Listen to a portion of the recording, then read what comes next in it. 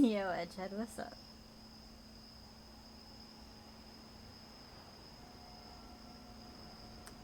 I blanked on a friggin' background scheme, so I picked water.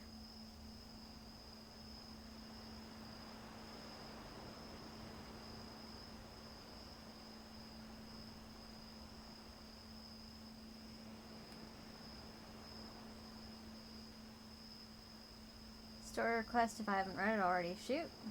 Go for it.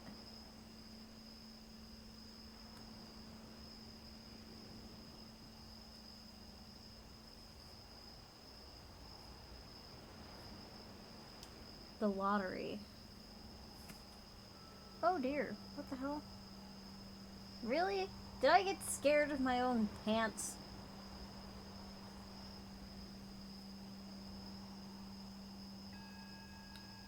Rat, that's a new low, even for you. Listen. Okay. We'll just pretend that didn't happen. The string of my pants got on my mouse pad, so when I put my hand on my mouse pad to move the mouse, the texture wasn't what I was expecting it to be. And I jumped. Because I didn't understand what it was. It was my pants.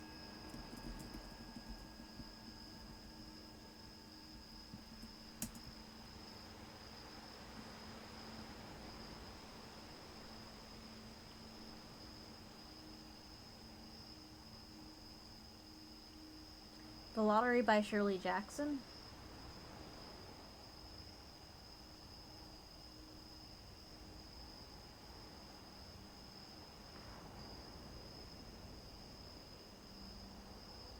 Okay.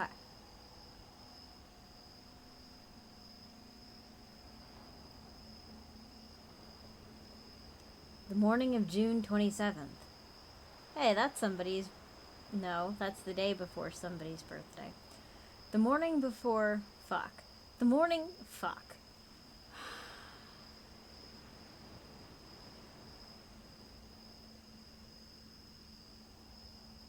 Give me a second here. It sounds like this is going to be about small towns, so let me look for...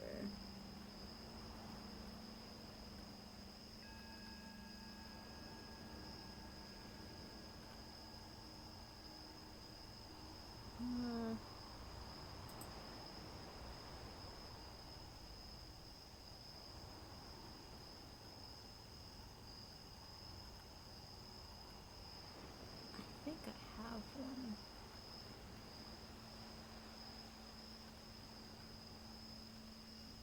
Hold on.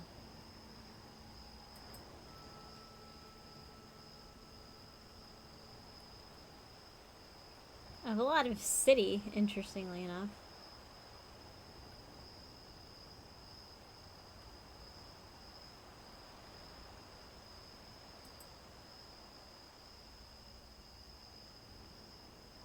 Not quite. That's not quite it. Hold on.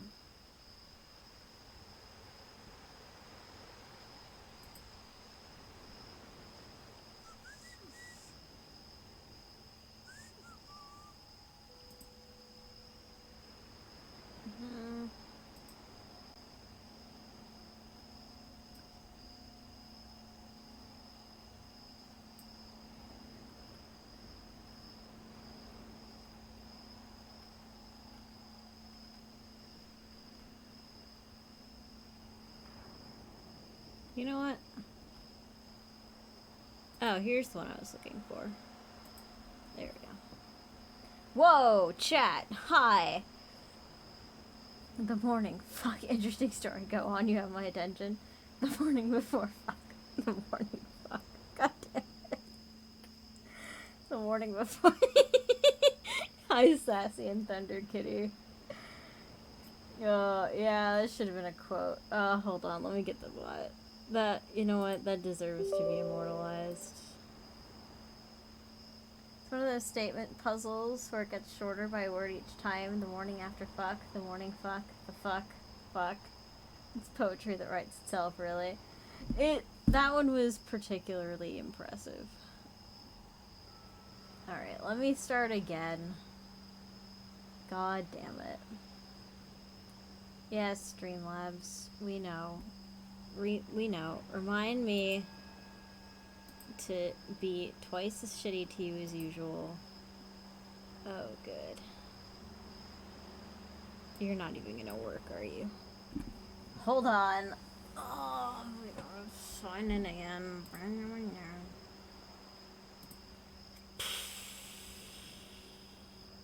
remember the fucking...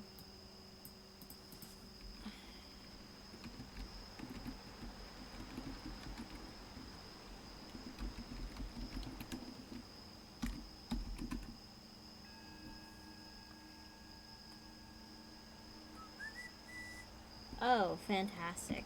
You guys weren't supposed to see any of that. Nice.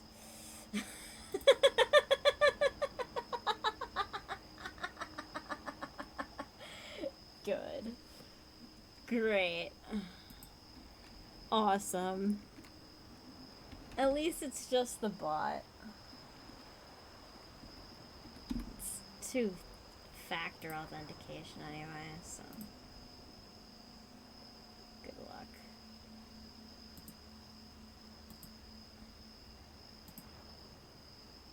Okay, great. So now...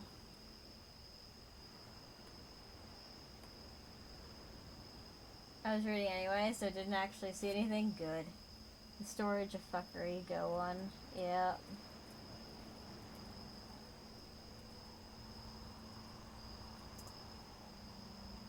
Okay, there we go, it works. Would you miss me typing in my password like a fucking moron? Anyway. Let's actually read the story.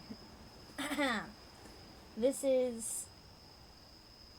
Oh god, what am I reading? The Lottery by Shirley Jackson.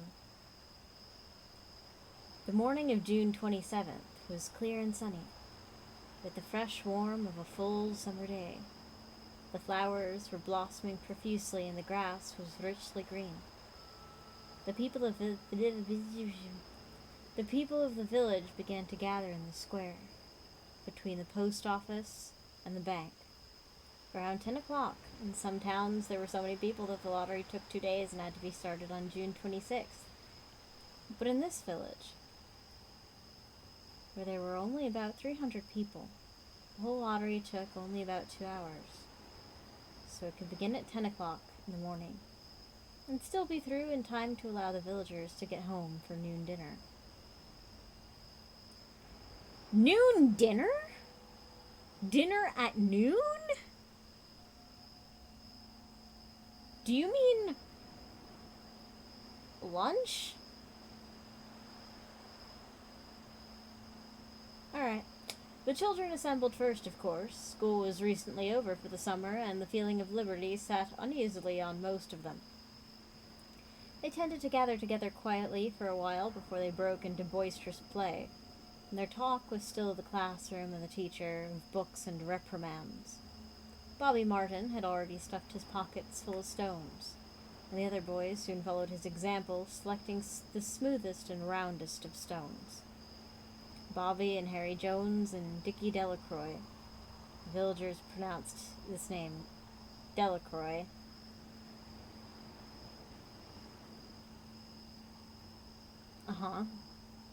Eventually made a great pile of stones in one corner of the square, and guarded it against the raids of other boys.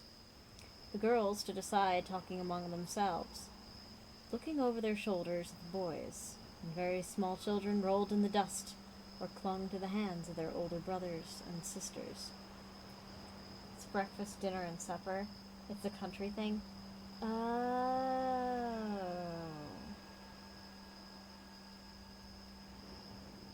Or them only people need to eat dinner at noon to be in bed at 4 p.m. Only old.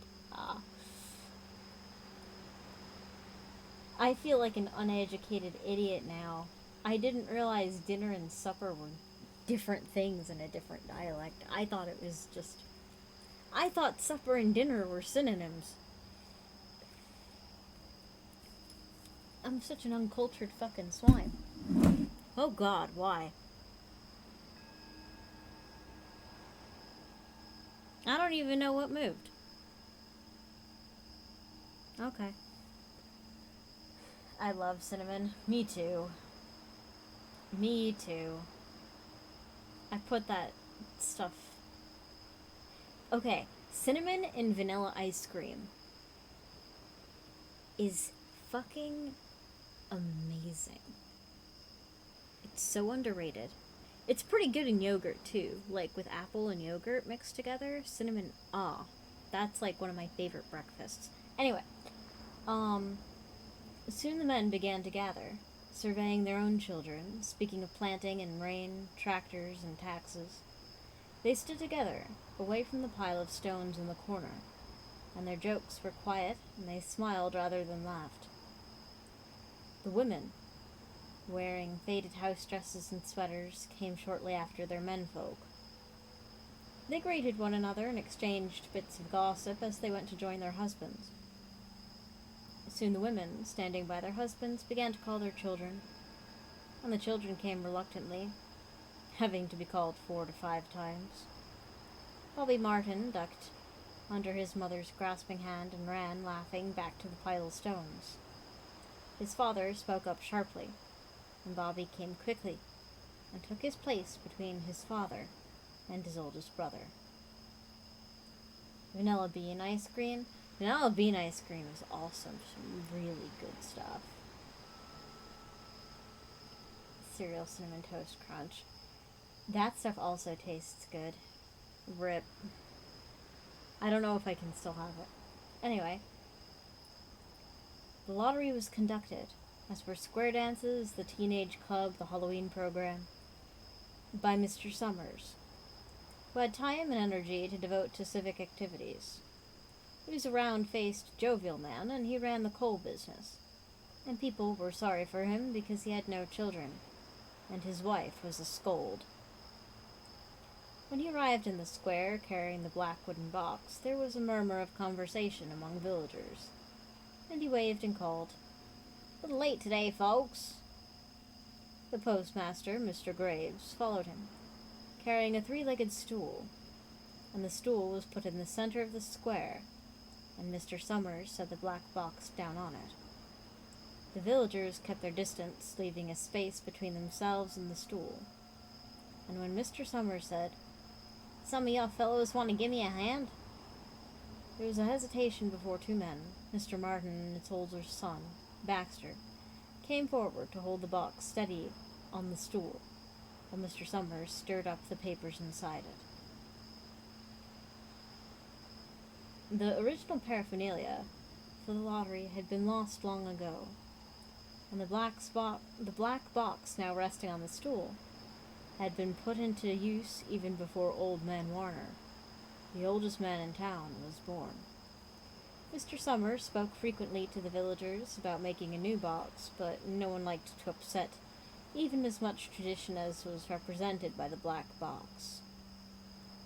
There was the story that the present box had been made with some pieces of the box that had preceded it, the one that had been constructed when the first people began to settle down and make a village here. Every year after the lottery, Mr. Summers began talking again about a new box, and every year the subject was allowed to fade off without anything's being done. The black box grew shabbier each year. By now it was no longer completely black, but splintered badly along one side to show the original wood color, and in some places faded and stained.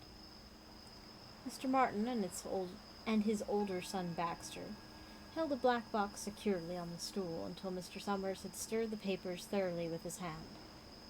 Because so much of the ritual had been forgotten or discarded, Mr. Summers had been successful in having slips of paper substituted for the chips of wood that had been used for generations. Chips of wood, Mr. Summers had argued, had been very well when the village was tiny, but now that the population was more than 300, and likely to keep growing, it was necessary to use something that would fit more easily into the black box. The night before the lottery, Mr. Summers and Mr. Graves made up the slips of paper, and put them into the box. Then it was taken to the safe of Mr. Summers' coal company and locked up until Mr. Summers was ready to take it to the square the next morning. The rest of the year, the box was put away. Sometimes one place, sometimes another, and it had spent 1 year in Mr. Graves' barn and another year underfoot in the post office. And sometimes it was set on a shelf in the Martin grocery and left there. There was a great deal of fussing to be done before Mr. Summers declared the lottery open. There were the lists to make up, heads of families, heads of households in each family, members of each family, members of each household in each family. There was the proper swearing in of Mr. Summers by the postmaster as the official of the lottery. At one time, some people remembered there had been a recital of some sort performed by the official of the lottery, a perfunctory, tuneless chant that had been rattled off duly each year. Some people believed that the official of the lottery used to stand just so when he said or sang it. Others believed that he was supposed to walk among the people. But years and years ago, this part of the ritual had been allowed to lapse. There had also been a ritual salute, which the official of the lottery had to use in the addressing each person who came up to draw from the box, but this had also changed with time, and till now was felt necessarily only for the official to speak to each person approaching. Mr. Summers was very good at all of this. In his clean white shirt and blue jeans, with one hand resting carelessly on the black box, he seemed very proper and important as he talked interminably to Mr. Graves and the Martins. Just as Mr. Summers finally left off talking and turned to the assembled villagers, Mrs. Hutchinson came hurriedly along the path to the square, her sweater thrown over her shoulders, and slid into the place in the back of the crowd. "I clean forgot what today it was," she said to Mrs. Delaroy, who stood next to her, and they both laughed softly. "I thought my old man was out back stacking wood," Mrs. Hutchinson went on, "and then I looked out the window and the kids were gone. And then I remembered it was the 27th and came a-running. I don't know why I was British for a second there. It's completely wrong part of the world, but, whatever." She dried her hands on her apron, and Mrs. Delaroy said, "You're in time, though. They're still talking away up there." Mrs. Hutchinson craned her neck to see through the crowd and found her husband and children standing near the front. She tapped Mrs. Delaroy on the arm as a farewell and began to make her way through the crowd. The people separated good-humoredly to let her through. 2 or 3 people said in voices just loud enough to be heard across the crowd, "Here comes her Miss Hutchinson," and "Bill, she made it after all." Miss Hutchinson reached her husband and Mr. Summers, who'd been waiting, said cheerfully, "Thought we were going to have to get on without you, Tessie." Mrs. Hutchinson said, grinning, Wouldn't have me leave me dishes in the sink now, would you, Joe?" And a soft laughter ran through the crowd as people stirred back into position after Mrs. Hutchinson's arrival. "Well now," Mr. Summers said soberly, "guess we'd better get started, get this over with, so we could get back to work. Anybody ain't here?" "Dunbar," said several people. "Dunbar. Mr. Summers consulted his list. "Clyde Dunbar," he said. "That's right. He's broke his leg, hasn't he? Who's drawing for him?" Me, I guess," the woman said, and Mr. Summers turned to look at her. Wife draws for her husband," Mr. Summers said. "Don't you have a grown boy to do it for you, Janie?" Although Mr. Summers and everyone else in the village knew the answer perfectly well, it was the business of the official of the lottery to ask such questions formally. Mr. Summers waited with an expression of polite interest while Mrs. Dunbar answered. "Horse not but 16 yet," Mrs. Dunbar said regretfully. "Guess I gotta fill in for the old man this year." "Right," Mr. Summers said. He made a note on the list he was holding. Then he asked, "Watson boy drawing this here?" The tall boy in the crowd raised his hand. "Here," he said. "I'm drawing for my mother and me." He blinked his eyes nervously and ducked his head as several voices in the crowd said things like, "Good fellow, Jack. I'm glad to see your mother's got a man to do it." "Well," Mr. Summers said, "guess that's everyone. Old man Warner make it?" "Here," a voice said. Mr. Summers nodded. A sudden hush fell on the crowd as Mr. Summers cleared his throat and looked at the list. "All ready?" he called. "Now I'll read the names, head of families first. The man come up and take a paper out of the box. Keep the paper folded in your hand without looking at it until everyone's had a turn. Everything clear?" The people had done it so many times that they only half listened to the directions. Most of them were quiet, watering their lips, not looking around. Then Mr. Summers raised one hand high and said, "Adams." The man disengaged himself from the crowd and came forward. "Ah, Steve," Mr. Summers said, and Mr. Adams said, "Hi, Joe." They grinned at each other, humorously and nervously. Then Adams reached into the black box and took out a folded paper. He held it firmly by one corner as he turned and went hastily back to his place in the crowd, where he stood a little apart from his family and not looking down at his hand. "Allen," Mr. Summers said. "Anderson. Bentham. Seems like there's no time between lotteries anymore," Mrs. Delaroy said to Mrs. Graves in the back row. "Seems like we got through the last one only just last week." "Time sure goes fast," Miss Graves said. "Clark. Delaroy." "There goes my old man," Mrs. Delaroy said. She held her breath while her husband went forward. "Dunbar," Mr. Summers said. And Mrs. Dunbar went steadily to the box while one of the women said, "Go on, Janie." Another one said, "There she goes." "We're next," Mrs. Graves said. She watched while Mr. Graves came around from the side of the box, greeted Mr. Summers gravely, and selected a slip of paper from the box. By now, all through the crowd, there were men holding small folded papers in their large hands, turning them over and over nervously. Mrs. Dunbar and her two sons stood together, Mrs. Dunbar holding the slip of paper. "Harbut. Hutchinson."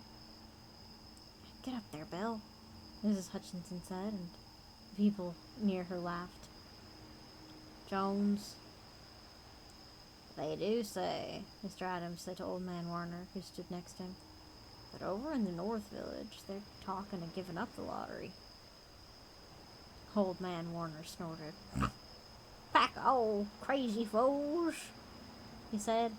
"Listening to the young folks, nothing ever good for them. Next thing you know, they'll be waiting to go back to living in caves, nobody working no more, living that way for a while. Used to be saying around lottery in June, corn be heavy soon. First thing you know, I'll be eating stewed chickweed and acorns. There's always been a lottery," he added petulantly. "Bad enough to see young Joe Summers up there joking with everybody." "Some places have already quit lotteries." Some places already quit lotteries," Mrs. Adams said. "Nothing but trouble in that," Old Man Warner said stoutly. "Pack of young fools." "Martin," and Bobby Martin watched his father go forward. "Overdyke. Percy." "I wish they'd hurry," Mrs. Dunbar said to her older son. "I wish they'd hurry." "They're almost through," her son said. "You get ready to run and tell Dad," Mrs. Dunbar said. Mr. Summers called his own name and stepped forward precisely and selected a slip from the box. Then he called, "Warner." 77th year I've been in the lottery," Old Man Warner said as he went through the crowd. 77th time." Watson. A tall boy came awkwardly through the crowd. Someone said, "Don't be nervous, Jack." Mr. Summers said, "Take your time, son." Zanini. After that, there was a long pause. A breathless pause, until Mr. Summers, holding his slip of paper in the air, said, "All right, fellows." For a minute, no one moved. Then all the slips of paper were opened. Suddenly, all the women began to speak at once, saying, "Who is it? Who's got it? Is it the Dunbars? It's the Watsons?" And the voices began to say, "It's Hutchinson! It's Bill! Bill Hutchinson's got it!" "Go tell your father," Mrs. Dunbar said to her older son. People began to look around and see the Hutchinsons. Bill Hutchinson was standing quiet, staring down at the paper in his hand. Suddenly, Tessie Hutchinson shouted to Mr. Summers, "You didn't give him time enough to take any paper he wanted. I saw you. It wasn't fair." "Be a good sport, Tessie," Mrs. Delroy called, and Mrs. Graves said, "All of us took the same chance." "Shut up, Tessie," Bill Hutchinson said. "Well, everyone," Mr. Summers said, "that was done pretty fast, but now we've got to be hurrying a little more to get done in time." He consulted his next list. "Bill," he said, "you draw for the Hutchinson family. You got any other households in the Hutchinsons?" "There's Dawn and Ava," Mrs. Hutchinson yelled. "Make them take their chance." "Daughters draw with their husbands' families, Tessie," Mr. Summers said gently. "You know that as well as anyone else." "It wasn't fair," Tessie said. "I guess not, Joe," Bill Hutchinson said regretfully. "My daughter draws with her husband's family. That's only fair. And I've got no other family except for the kids." "Then, as far as drawing for the family is concerned, it's you," Mr. Summers said in explanation. "And as far as drawing for households concerned, that's you too, right?" "Right," said Bill. "How many kids, Bill?" Mr. Summers asked formally.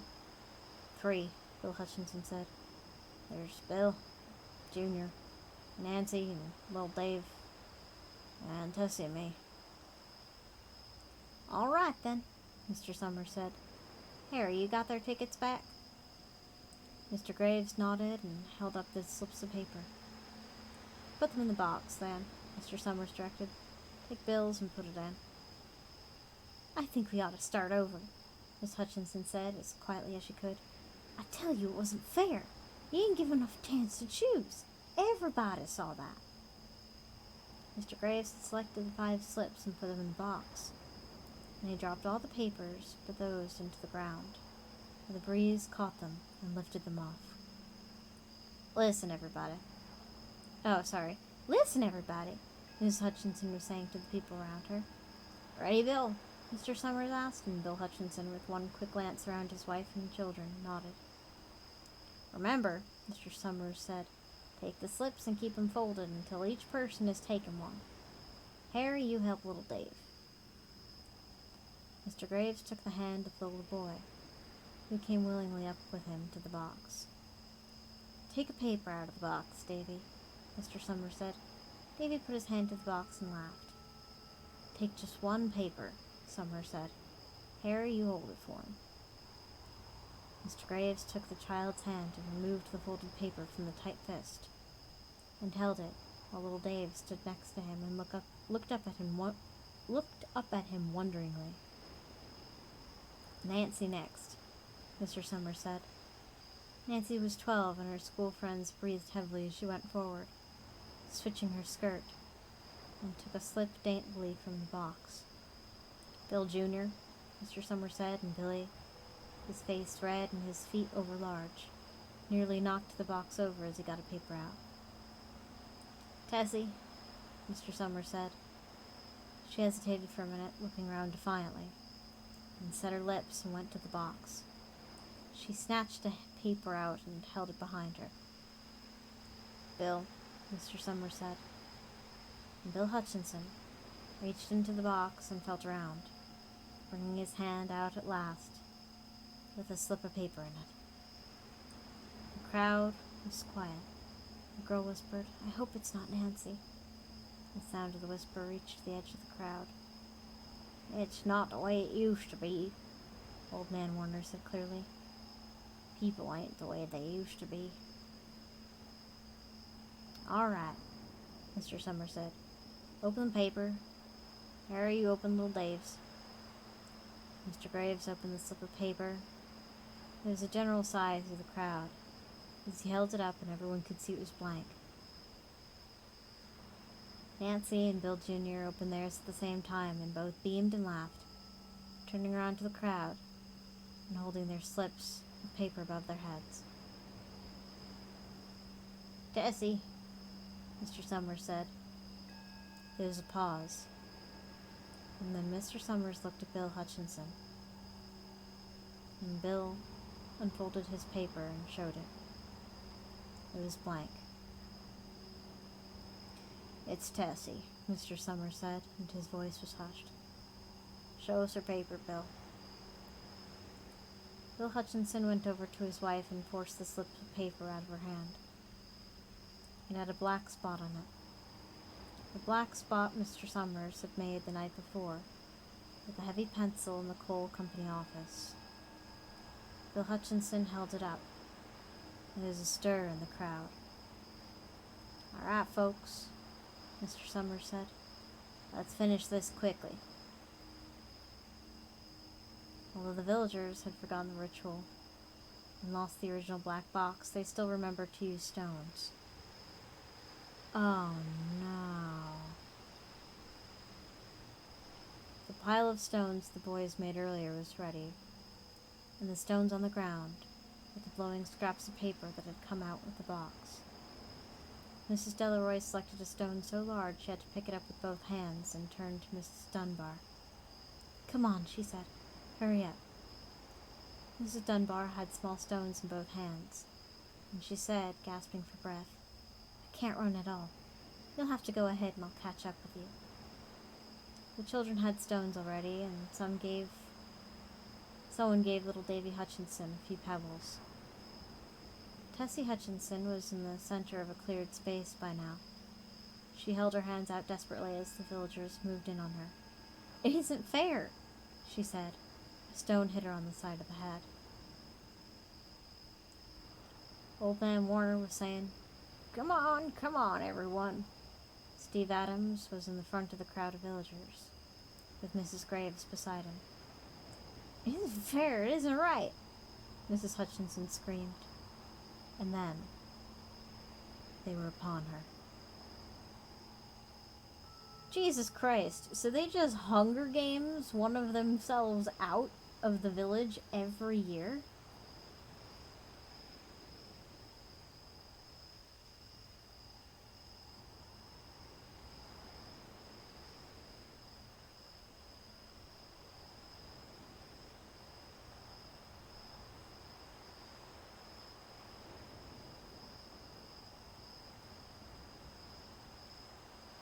What the fuck?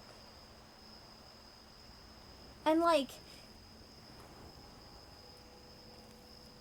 understanding that though, like, this woman was actively advocating for her own children to pick instead. Like, oh, like, why aren't my daughters picking?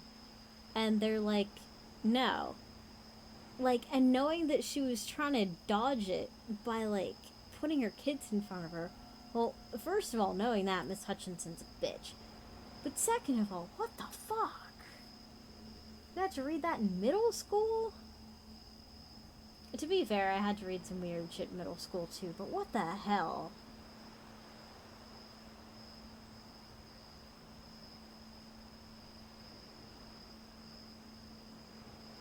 I could see why that would stick with you. That's some Lord of the Flies bullshit.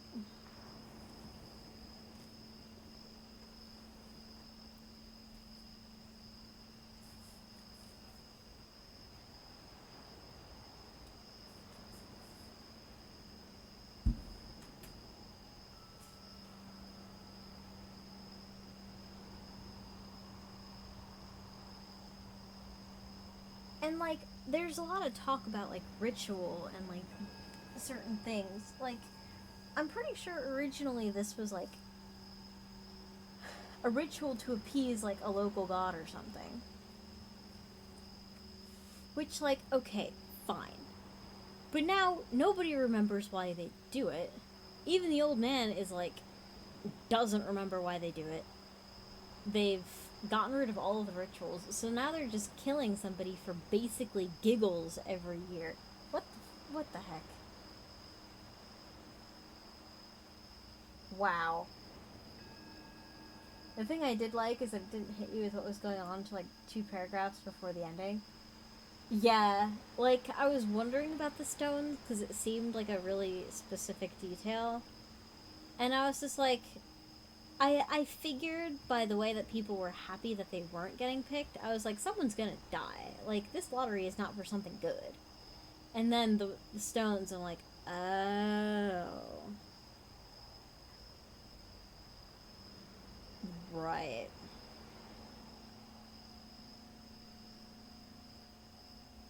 That's like autopilot? What's autopilot? Autopilot. I'm getting Tesla.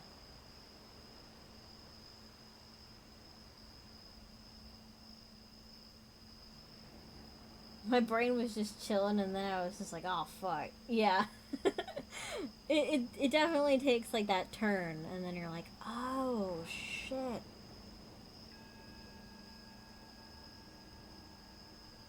Let me see if I can find it. Yes, please. Diddle-diddy, diddle-diddy.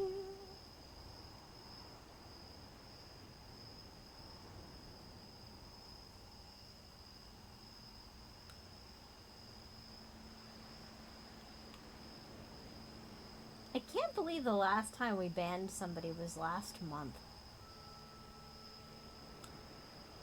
While you're waiting, you're gonna do a burp fact, aren't you? Yeah.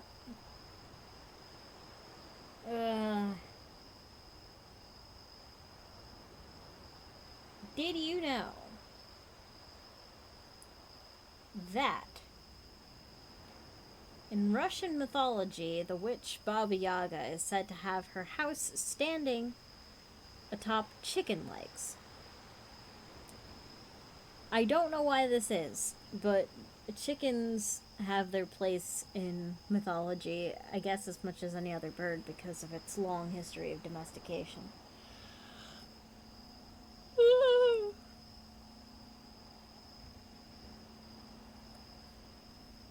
I has a message. It's a sassy. You did know that. Oh, crap. Oh, it's a thingy. It's a Reddit.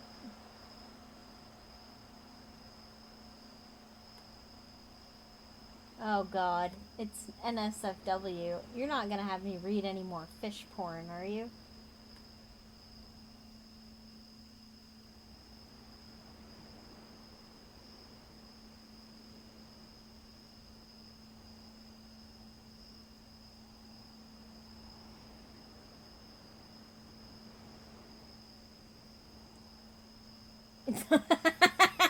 Good.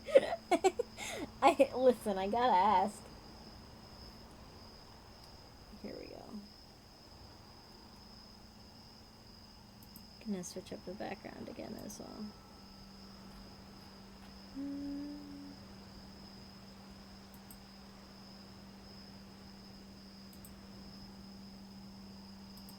Here we go.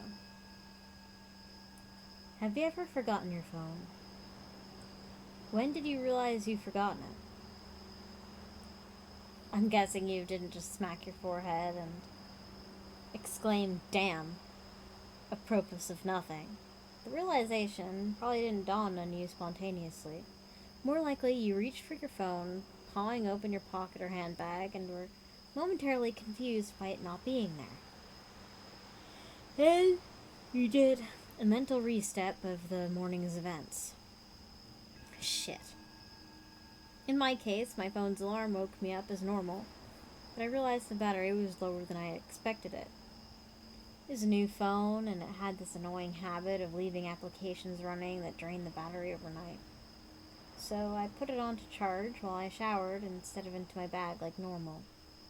It was a momentary slip from the routine, but that's all it took.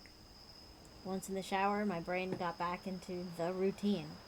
It follows every morning, and that was it. Forgotten. It wasn't just me being clumsy, as I later researched. It's a recognized brain function. Your brain doesn't just work on one level, it works on many. Like when you're walking somewhere, you think about your destination and avoiding hazards, but you don't need to think about keeping your legs moving properly. If you did, the entire world would turn into one massive, hilarious QWOP cosplay. I wasn't thinking about regulating my breathing. I was thinking about whether I should grab coffee on the drive to work. I did. I wasn't thinking about moving my breakfast through my intestines. I was wondering whether I'd finish on time to pick up my daughter, Emily, from nursery after work, or get stuck with another late fee. This is the thing. There's a level of your brain that just deals with routine, so that the rest of the brain can think about other things. Think about it. Think about your last commute. What do you actually remember? Little, if anything, probably. Most common journeys blur into one. And recalling any one in particular is scientifically proven to be difficult. Do something often enough and it becomes routine. Keep doing it and it stops being processed by the thinking part of your brain and gets relegated to a part of the brain dedicated to dealing with routine. Your brain keeps doing it without you thinking about it. Soon you think about your route to work as much as you do thinking about keeping your legs moving when you walk, as in not at all. Most people call it autopilot, but there's danger there. If you have a break in your routine, your ability to remember and account for the break is only as good as your ability to stop your brain into going to routine mode. My ability to remember my phone being on the counter is only as reliable as my ability to stop my brain entering morning routine mode, which would dictate that my phone is actually in my bag. But I didn't stop my brain from entering routine mode. I got in the shower as normal. Routine started. Exception forgotten. Autopilot engaged. My brain was back in the routine. I showered, I shaved, radio forecast, amazing weather. I gave Emily her breakfast and loaded her into the car. She was so adorable that morning. She complained about the bad sun in the morning blinding her, saying it stopped her from having a little sleep on the way to the nursery, and left. That was the routine. It didn't matter that my phone was on the counter charging silently. My brain was in the routine. In the routine, my phone was in my bag. This is why I forgot my phone. No clumsiness, not negligence. Nothing more than my brain entering routine mode and overriding the exception. Autopilot engaged. I left for work. It's a swelteringly hot day already. The bad sun had been burning since my traitorously absent phone woke me. The steering wheel was burning hot to the touch when I sat down. I think I heard Emily shift over behind my driver's seat to get out of the glare. But I got to work, submitted the report, attended morning meeting. It's not up until I took a quick coffee break and reached for my phone that the illusion shattered. I did a mental re-step. I remembered the dying battery. I remembered putting it into charge. I remember leaving it there. My phone was on the counter. Autopilot disengaged. Again, therein lies the danger. Until you have that moment you reach for your phone and shatter the illusion. That part of the brain is still in routine mode. It has no reason to question the facts of the routine. That's why it's a routine. Attrition of repetition. It's not as if anyone could say, why didn't you remember your phone? Didn't it occur to you? How could you forget? You must be negligent. Just missed the point. My brain was telling me the routine was completed as normal, despite the fact that it wasn't. wasn't that I forgot my phone. According to my brain, according to the routine, my phone was in my bag. Why would I think to question it? Why would I check? Why would I suddenly remember, out of nowhere, my phone was on the counter? My brain is wired into the routine, and the routine was that my phone was in my bag. The day continued to bake. The morning haze grew heavy. No, the morning haze gave way to the relentless fever heat of the afternoon. Tarmac bubbled. The direct beams of heat threatened to crack the pavement. People swapped coffees for iced smoothies, jackets discarded, sleeves rolled up, ties loosened, brows mopped. The park slowly filled with sunbathers and barbecues. Window frames threatened to warp. The thermometer continued to swell. Thank fuck the offices were air-conditioned.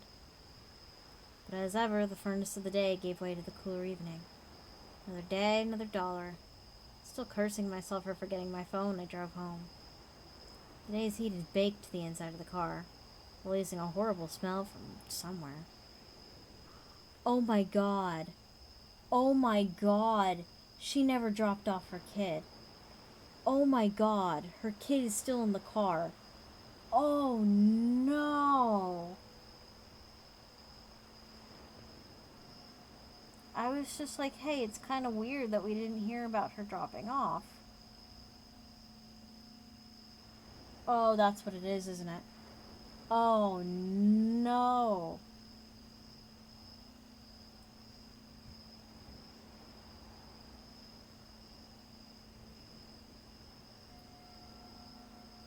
Because I was like, hey, why isn't she picking up her kid? Didn't she drop it off? And then I was like, wait.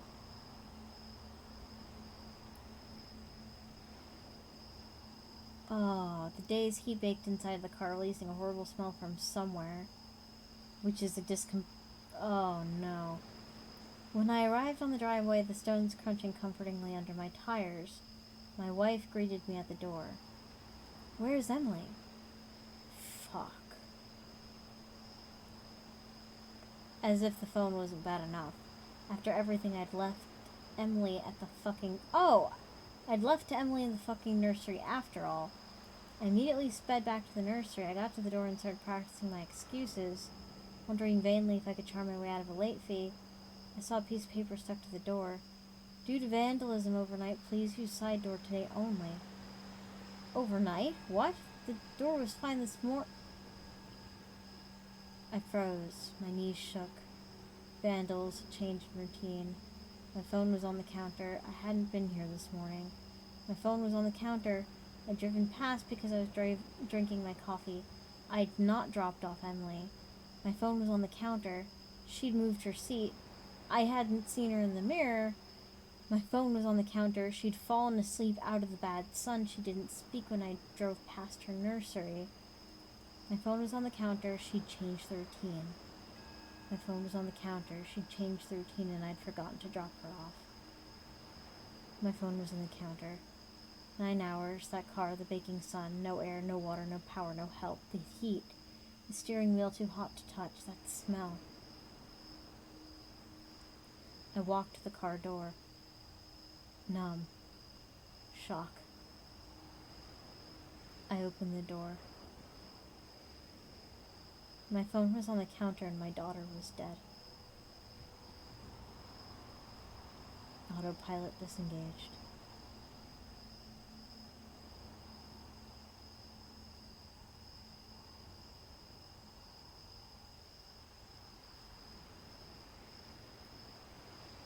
Oh, that is terrifying.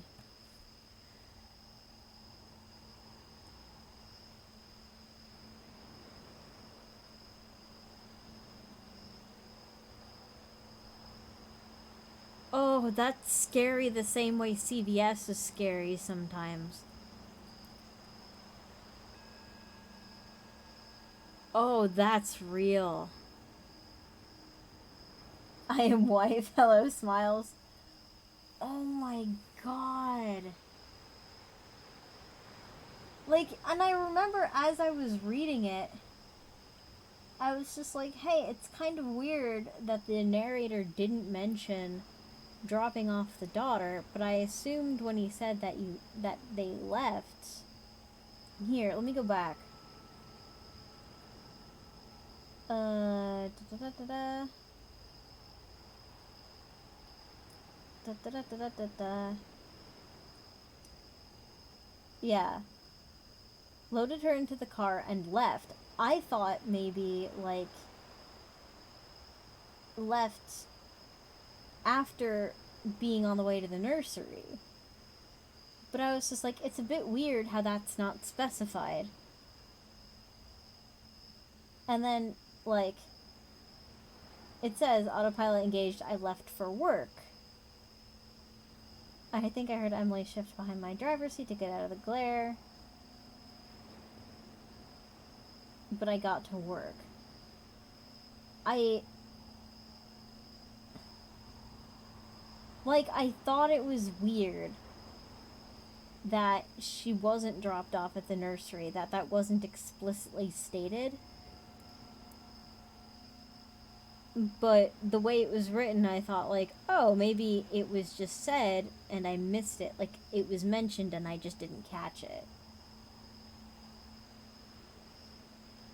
I stopped breathing for the last few paragraphs the first time I read it, just in absolute denial. Like, nah, they wouldn't, but yeah, they did. Yeah, like, and the worst part of it is that, like, I mean, PSA time for Wolfie. This shit happens. Like, more often than it should. Like, God, what's the statistics? Like, how many kids die in hot cars per summer?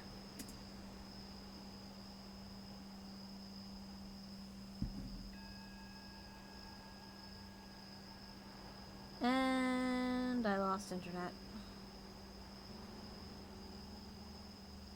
And we're back.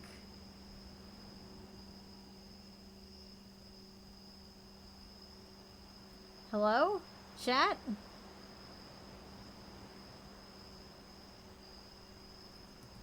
Chat? Am I back? Hello?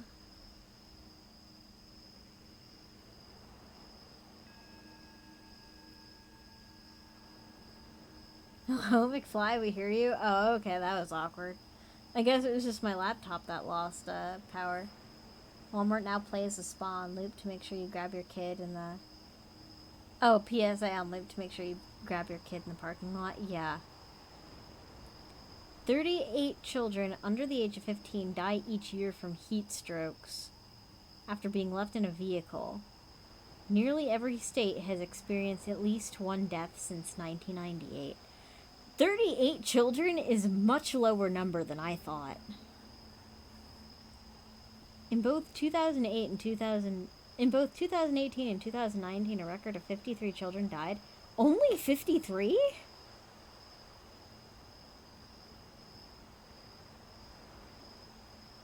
I was expecting that to be in the hundreds minimum.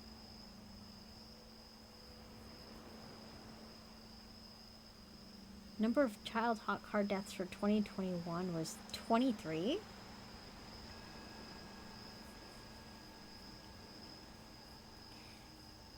That is okay. That is a lot less than I thought it would be. I thought it was going to be much higher. This is for the United States.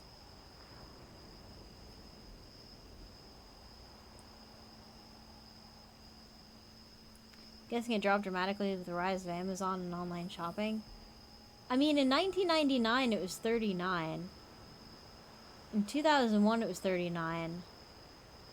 In 2002 it was 43. 47. In 2005. 2008 was 43.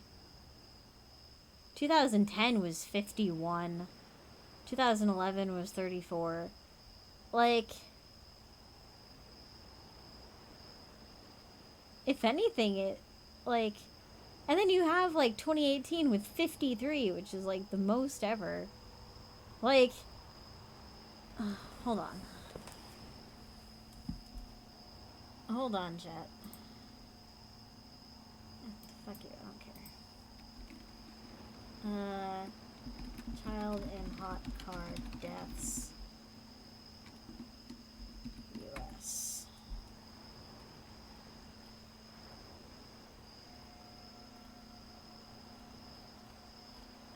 Where is the...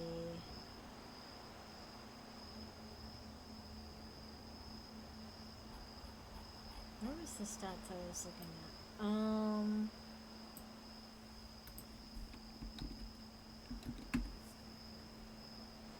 National Safety Council.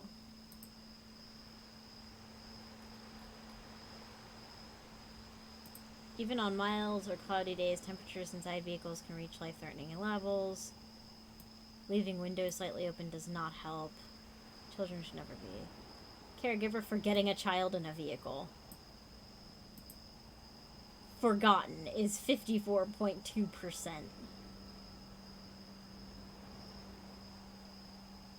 Like, how fucking scary is that? Oh, this is for, like, legislation. I want statistics.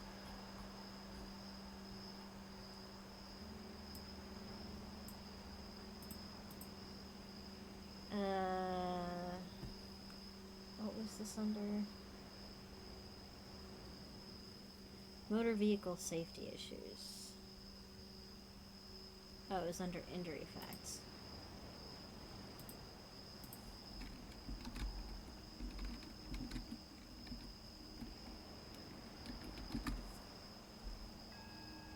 There we go.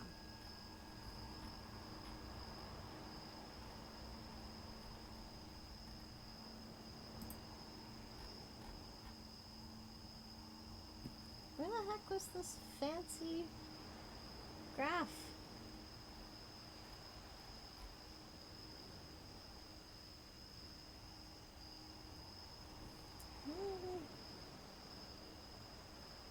Click on map to see trends.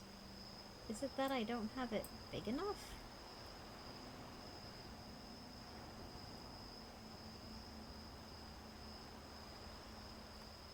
Oh, this is every single one. Oh, wow. Data table.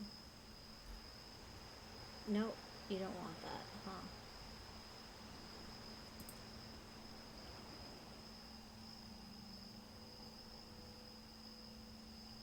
Okay, that's since 1998. Okay. Here we go. This is the graph I was looking for. So yeah, so this is from 1998, and it, like... COVID seems to have helped with this particular problem, because that shit was slashed by more than half. And, like, it's the lowest it's been since, like, 2015. Which was the lowest it's been ever. Well, ever. Since 1998. But, like, these numbers are still much less than what I was expecting to see. Which makes me happy. I thought this was going to be a lot worse. But that's still almost 500 children since 1998 that were forgotten in the car. Fuck the 20% that were knowingly left, though. Fuck that shit.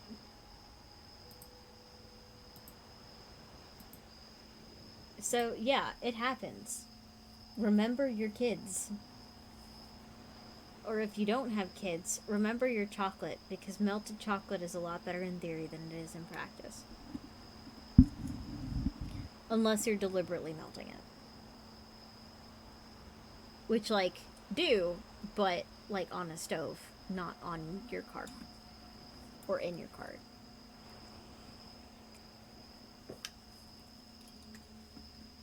The added flavoring of cart is not worth it.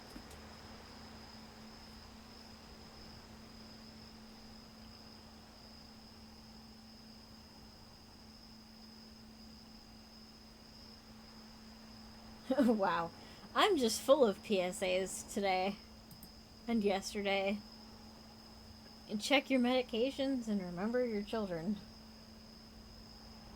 There used to be, oh god. This is upwards of 10 years ago. But on the television, there used to be, like, these little, I don't want to call them commercials because they weren't really commercials. They weren't, like, ads. But they would say, like, it's 8 p.m. Do you know where your children are? And that would be it. And it's just like, and I thought to myself, and I was a child at this point, I thought to myself, like, I know where I am.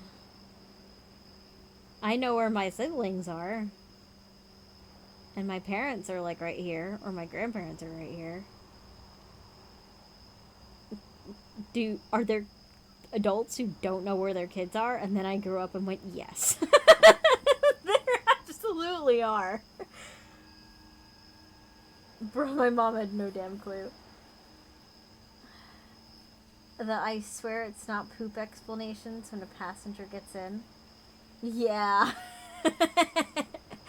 Oh, my brother used to, like, be a messy eater when he was, like, real tiny. And, like, he'd have these, like, chocolate chip granola bars or something like this. Like, those chewy, like... Oh, fuck me, what were they called? They had the oatmeal dude on them. Oh, fuck me, I don't remember.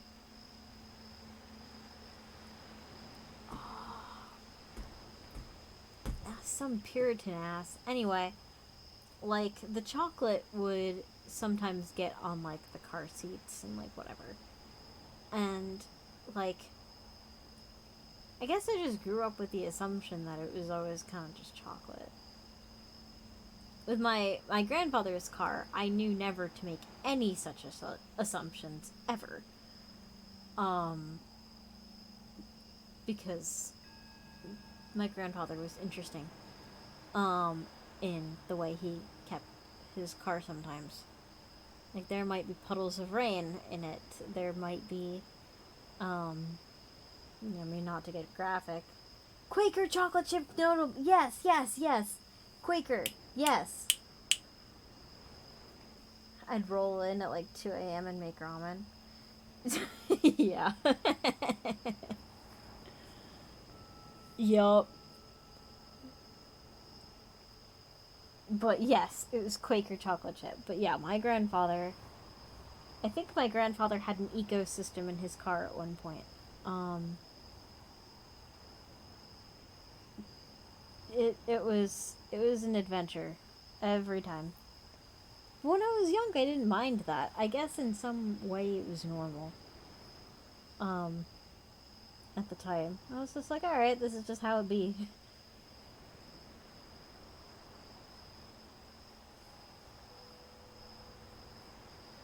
No, my parents always knew where I was.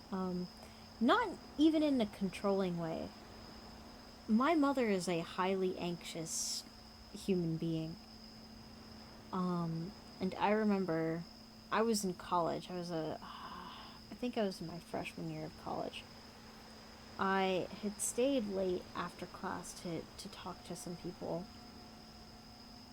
And I didn't tell my mother that I was, like, staying a little later. And I should have. I should have sent her a quick text. That was my bad. I should have done that. Especially knowing my mother, I should have done that. I fucked up. I was tired and I fucked up. And my mother was trying to call me and my phone was on vibrate and I just wasn't aware of it. And then I finally was. And I answer it. My mother is bawling. She is a nervous wreck, crying. She was so worried about me. She thought something had happened to me, because this was a night class, and this was at night. And she was waiting for me to get home, and, like, I zipped straight home, and I gave her a big hug, and I apologized, and she was mad at me for making her worry, and, you know, I deserved it. But, like, I felt so bad. Because, like, your kid drives into, like, what is essentially New York City. It's not Manhattan, but it's New York City. Your kid drives into New York City to go to school, and they don't come back. Like, nothing ever really happened to me there, but that's the jungle, baby. Like, shit goes down. So, yeah, my mom knows where her babies are. She always has. My mother's always knew where I was, mostly because I wasn't really allowed to go out and have any sort of fun that might have involved a sliver of danger. Yeah, it took a little bit for my mom to let me, work in the woods as my job.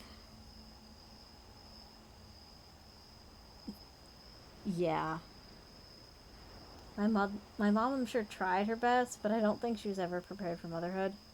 My sister marvels that I lived long enough to leave Chicago. Yeah, like, parentage is not for everybody. And you see it in nature, too. Like, there are just some individuals who are just not good at being parents. There was a nest of gray catbirds I saw fail because the female couldn't be fucked to sit on the eggs. Like, she made a nest, laid some eggs, and then, like, was never on the nest. And her mate was, like, always kind of around the nest, but, like, didn't know what to do because gray catbirds males, they just don't incubate. So, like,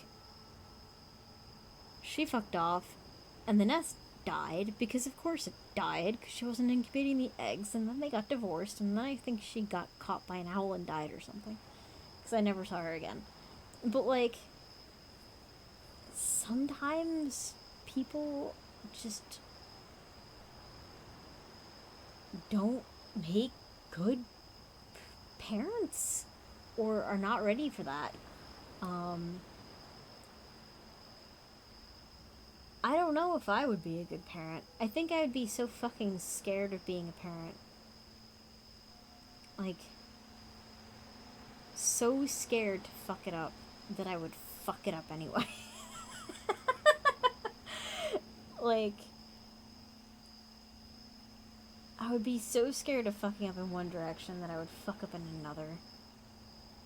And then every other fucking way. I would just be so nervous all the time, I think.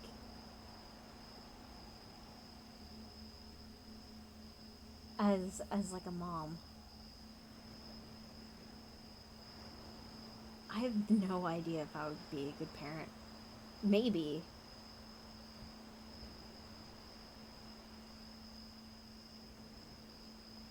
I don't want to roll the dice and know, though.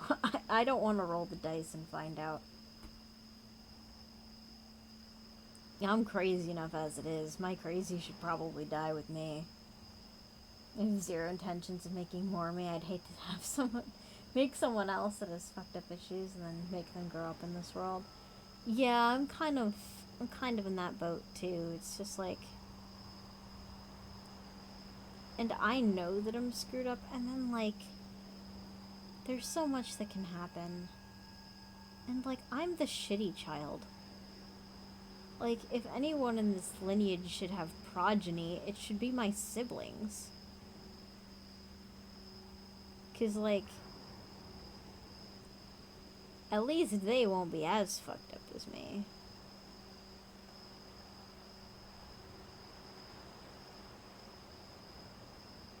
And I could be a cool aunt and, like, support them and shit, but, like,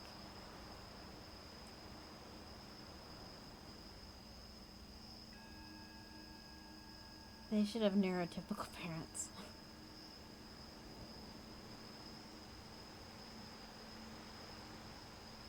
Everyone needs to be crazy. Presidential decree. First time I was left to watch my nephew after finding out about sudden infant death syndrome, I watched him breathe for like half an hour and then do something and then watched him breathe again.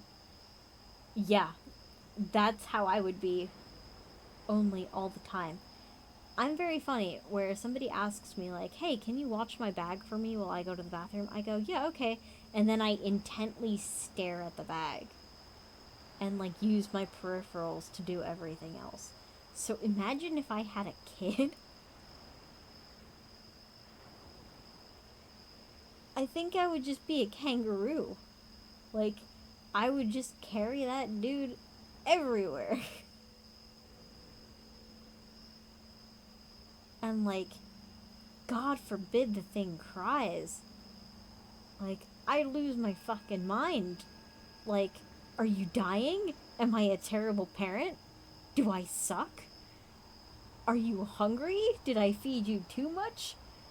Are you hungry and I fed you too much? How do you sleep?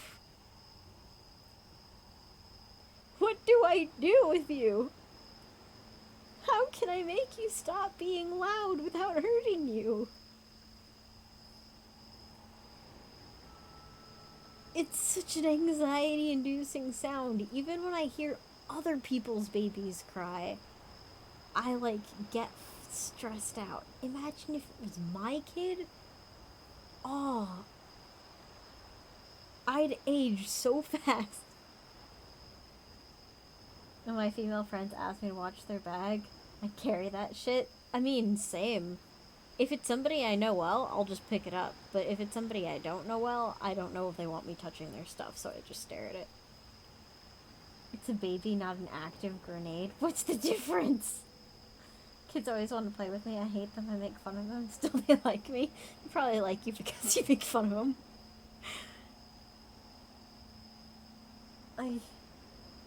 A crying baby may as well be an active grenade as far as Wolf is concerned. It's just like, are you terribly injured? Or are you just annoyed?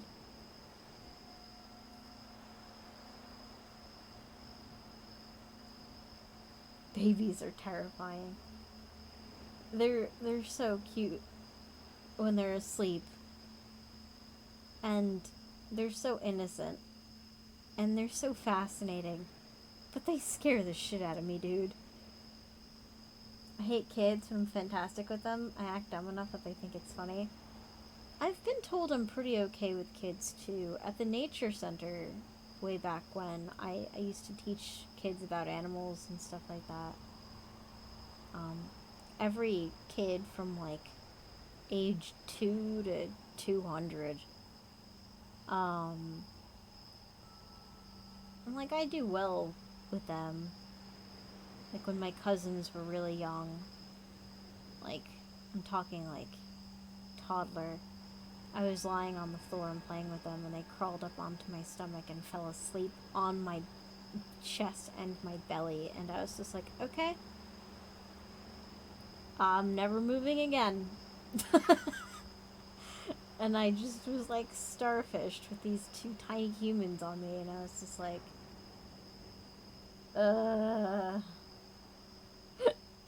I can't move. I can't breathe. I can't think. If I sneeze, the world will end. And then they woke up and continued crawling around, and I let out the biggest sigh of relief ever.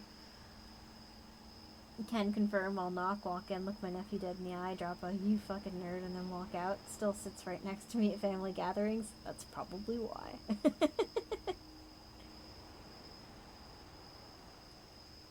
Nah, I just get really afraid of hurting baby things.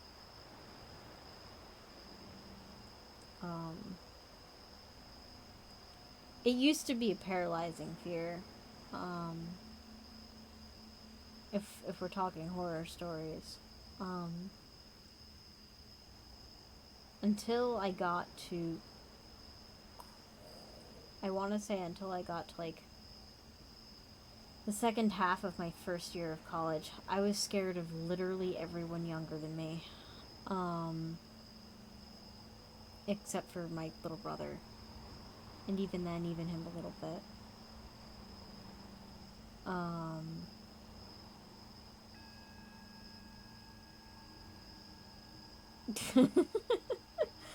I saw that quote. And it was because there was a psychopath that got to me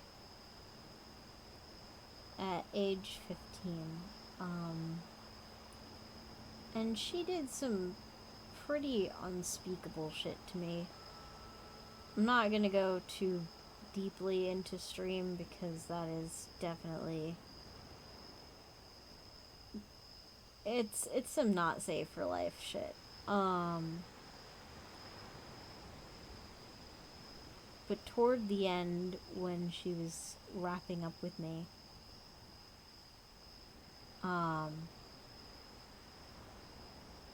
she told me that I was going to do the same thing to somebody else when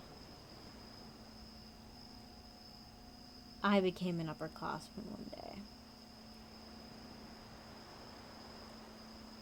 And I decided I wasn't going to let that happen, but the way I decided I wasn't going to let that happen was I simply refused to interact with anyone younger than me. I would just do the bare fucking minimum and then never speak a word to them. Like, legit. Just, like, not even look in their direction. And then if they were, like, kind of inviting or, like, thought I was mysterious and cool or whatever, I would literally tell them, like, I am a poison. Like, I am a toxin. Do not let me near you. I am bad. Don't do whatever it is you want to do. Don't do it.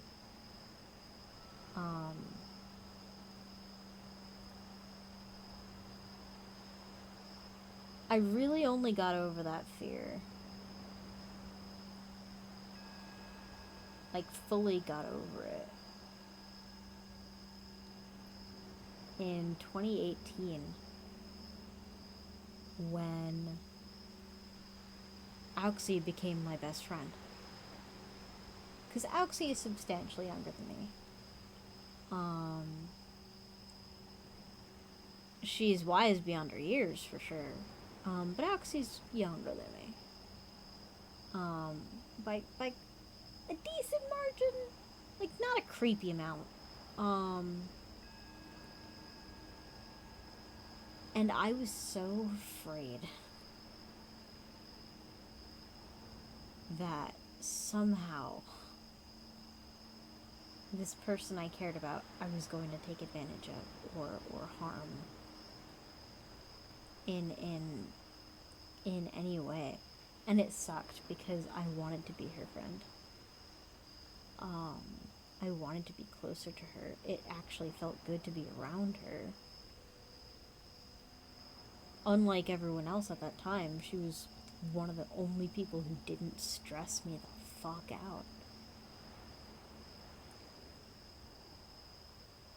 And I hesitated for quite a while after we met each other and became friends, because I was just like, I can't hurt her, I'm never gonna forgive myself, I don't wanna hurt her, I don't wanna hurt her, I don't wanna hurt her, I don't wanna hurt her. And, like, eventually I was just like, okay, I gotta let go. Like, I have to trust myself, because if I don't, like, for my good and for her good, like, I have to let that go. And I let it go. And 4 years later, she's still my best friend.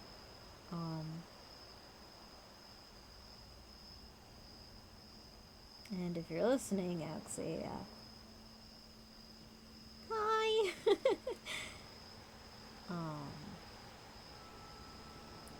But that was scary. And I still check a lot. I still go out of my way to check a lot and be like, hey, am I what I'm doing, is that okay? Like, are you happy? Do you still like me?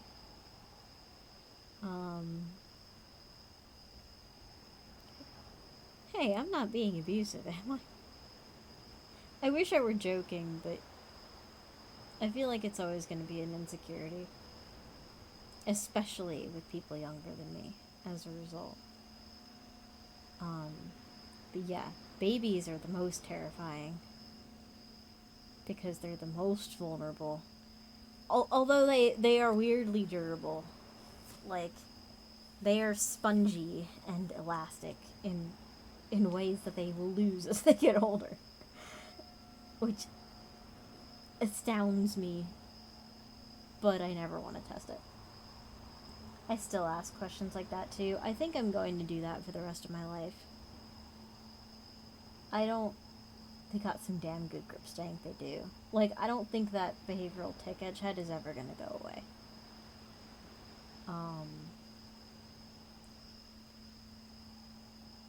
I think that's a permanent fixture of my personality. I just hope it doesn't get annoying.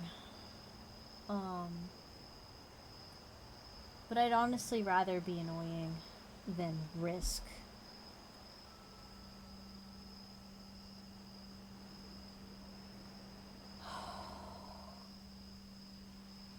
Than risk even taking a step in that direction. I would so much rather be annoying and stupid than dangerous.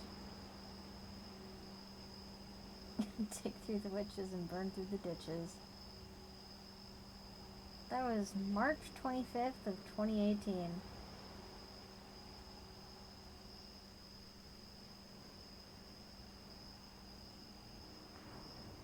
Alright, who has more spooky story suggestions? I've got all my PDFs lined up in a row. Sorry for rambling for so long. Y'all should tell me to shut up more often.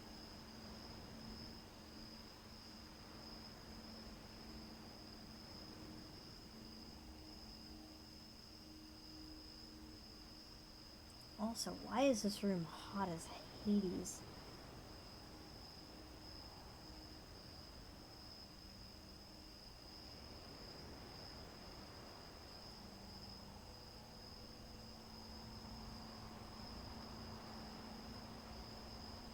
I would never. You're allowed to ramble. Yeah, but I'm annoying.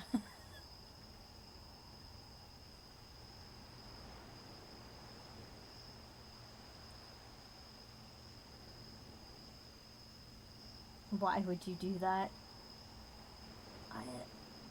'Cause I'm annoying.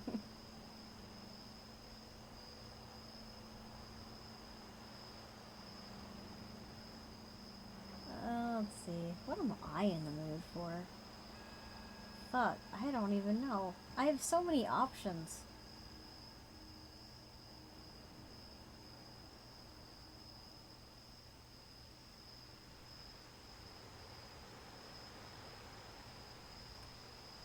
We're on the same page. Yeah, y'all are.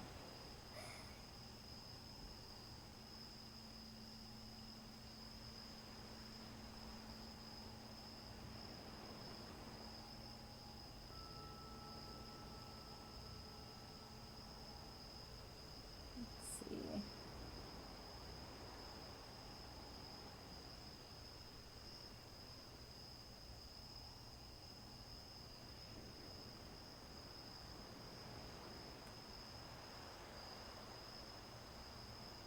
God, another verb fact. Okay, hold on.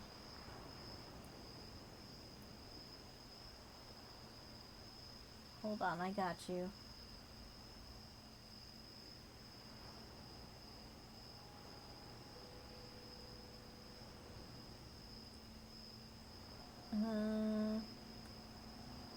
Let's try this.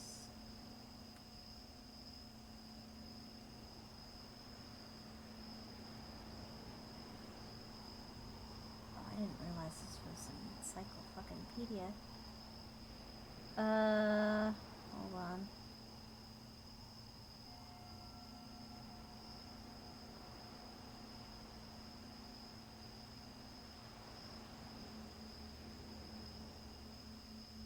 Trying to find a chicken.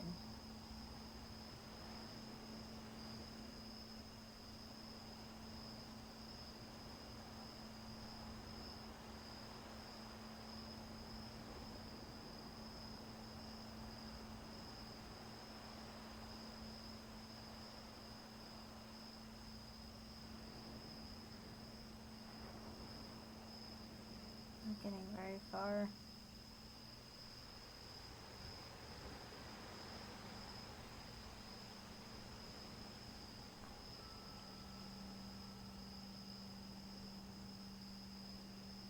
What the fuck family or chicken belonging to?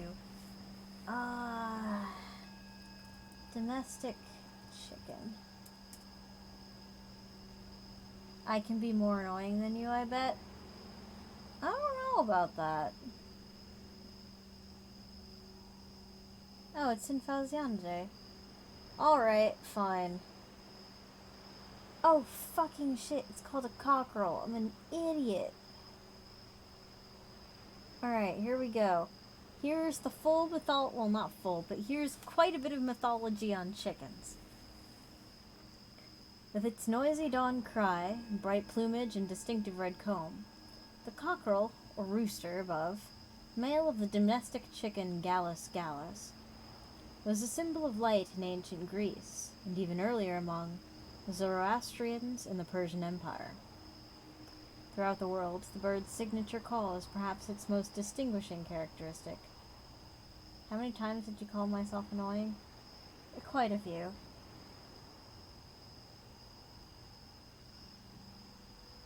Throughout the world, the bird's signature call is perhaps the most distinguishing characteristic.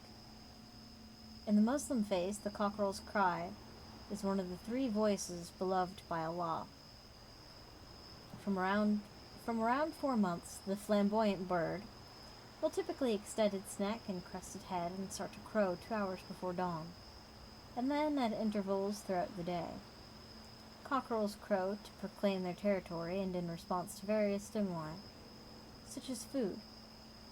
Domestic chickens are thought to descend from the wild red jungle fowl, also Gallus gallus, and its slightly less colorful relative, the gray jungle fowl, Gallus sonoratae, which was originally farmed by people of the Indus Valley civilization about 3,000 years before Christ to 1,050 years before Christ. God fucking Sassy, you don't have to do that. Your kitchen table.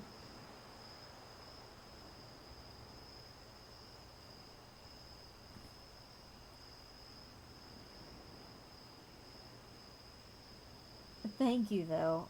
No. Edgehead. Down, boy.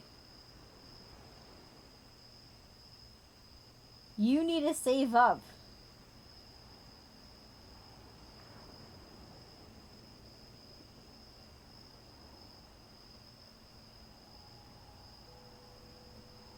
Stay. Oh! No. Sassy, no. Thank you for the 200 bits. But you don't need to. Oh! No. That's 300. Oh, that's like $6. You don't have to do that.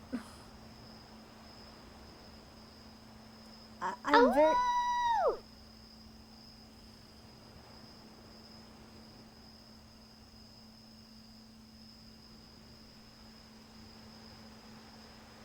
It's 400. Oh! It's 5. You got your $3,000 bonus. Am I annoying you yet? No. You're just making me worry.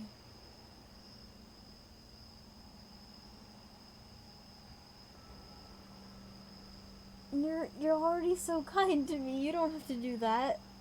Oh no. Thank you, Sassy. It's very generous. But don't burn through your $3,000 bonus on me.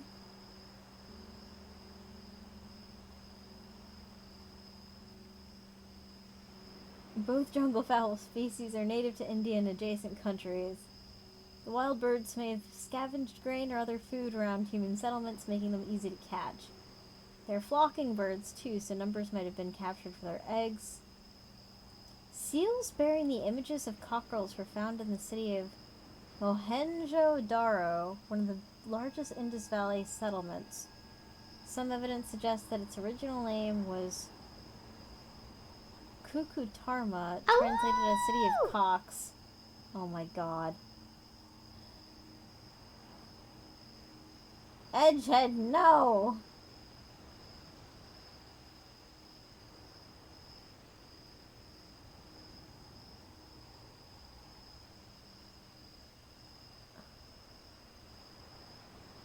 God damn it. Both of you.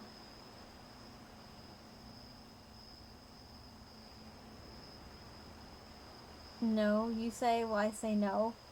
'Cause I mean it.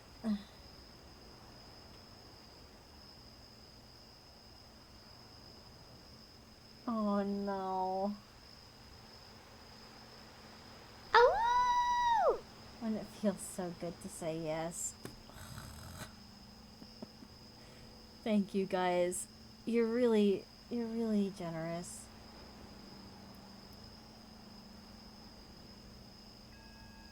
You don't have to do this.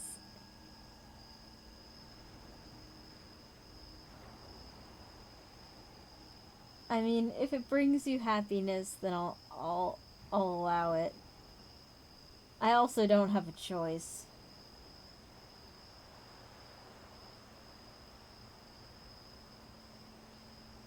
But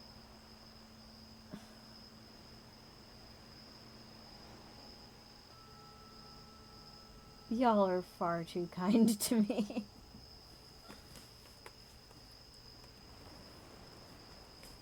Oh. Y'all are far too kind to me.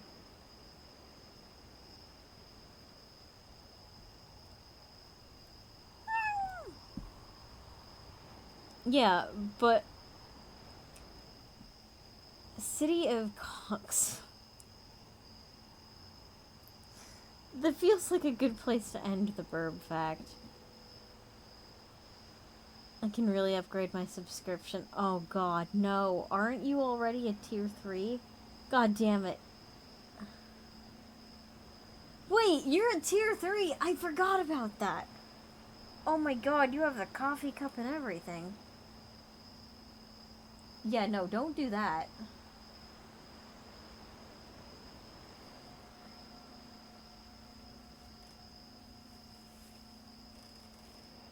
Yeah, don't do that. You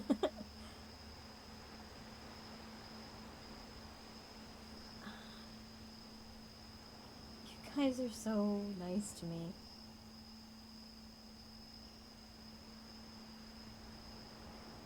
Yeah, but apparently chickens were thought to ward away evil.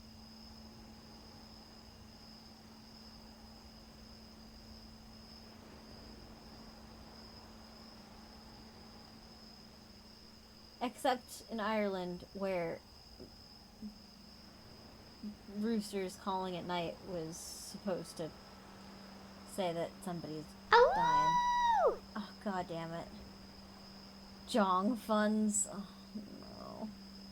Keep those funds rolling so I can enjoy the Jong. Guys, it doesn't cost me to stream anything. This is free! It's free!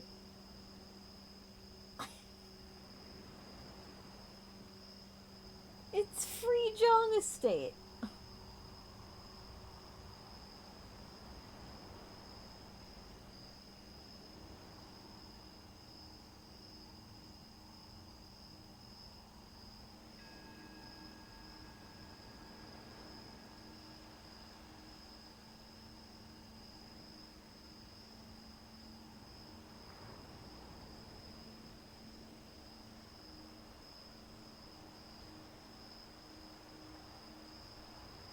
Alright. Oh, God. Okay. I've learned about chicken today. Cool.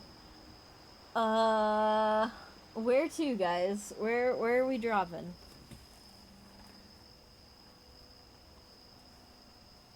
Looking at another book now. These are murder stories, not ghost stories.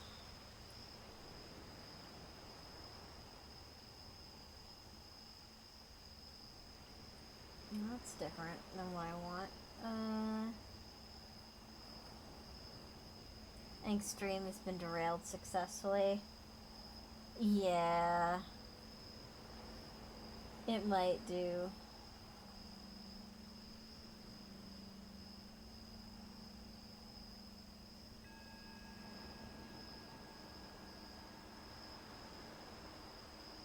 I'll take any requests. And if you guys just want to watch me play Inscription, that's fine too. Let's see.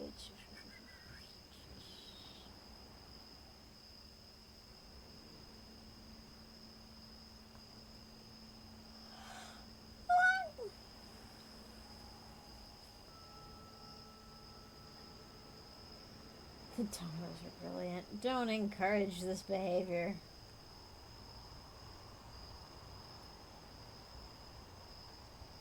Y'all are...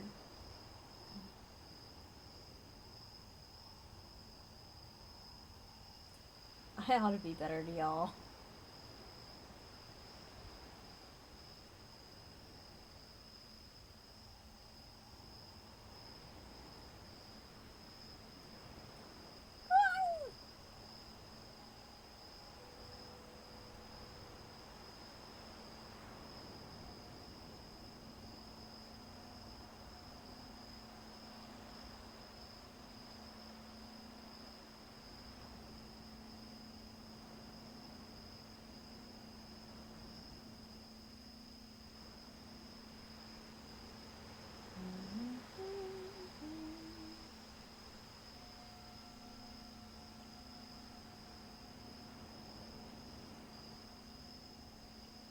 I don't even know. Like, I'm like...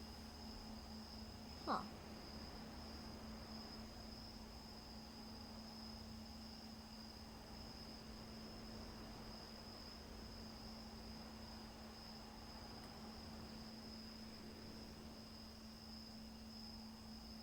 Try one of these.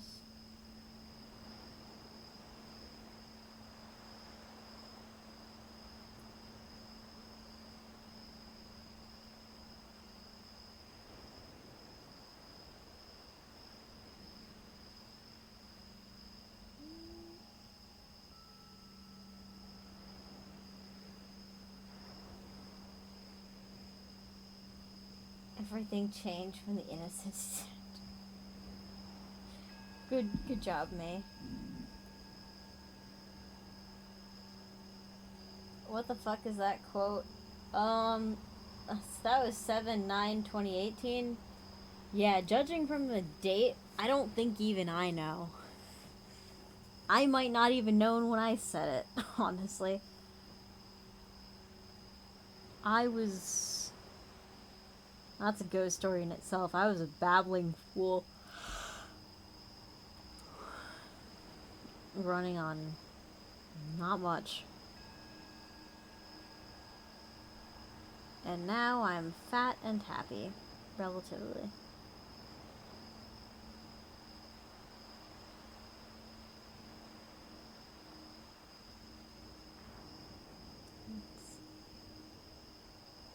I am one with the trees.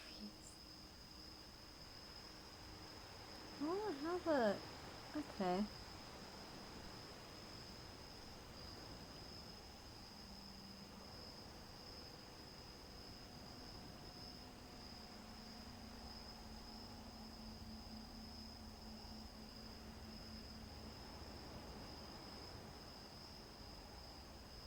God damn it, I had something.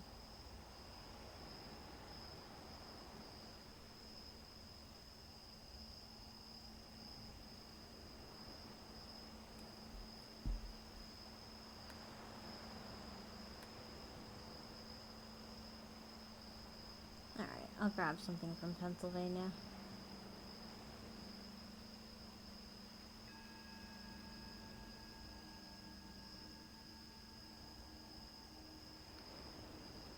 Herkimer the Adventurous Mouse.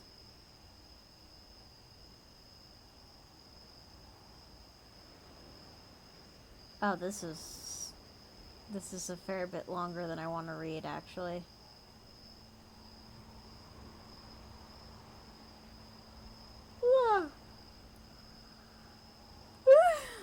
You know, I'm actually down to switch to Inscription. Are y'all okay with that? Oh shit, it's 10:33. Yeah, I'll do a few rounds of Inscription. Or we could end with the mouse. It's up to you, chat. Go for it? Alright, Inscription it is.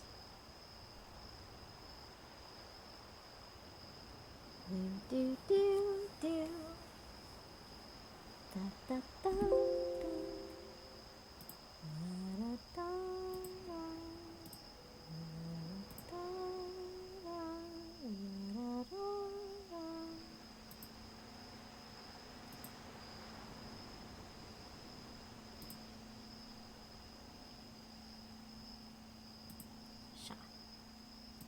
Sha.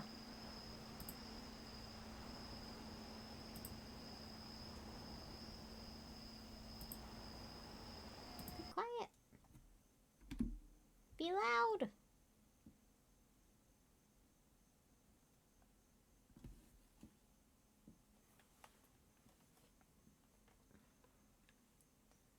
So, when we last left our hero, they sucked. Maybe they'll do better.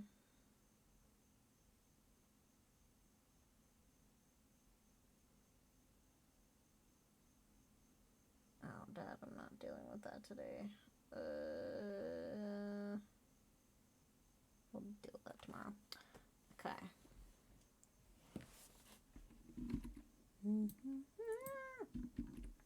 Oh, yeah, because that's what I wanted to do.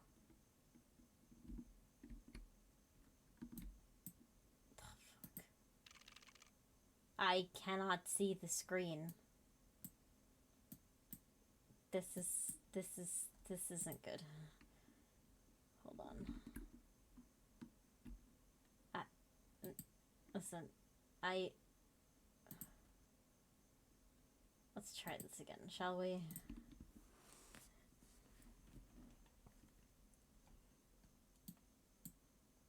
Get your ass. The truest of blind Let's Plays. You know what? That's fair. Oh, I don't even know if it's picking up on the stream. Alright, yeah, this is fine. Alright.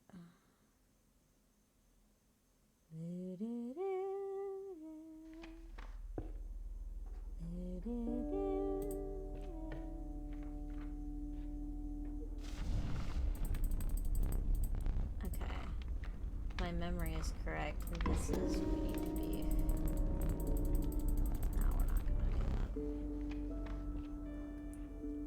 that. Oh boy. This way is probably the way that makes the most sense. Swimming deer, fantastic.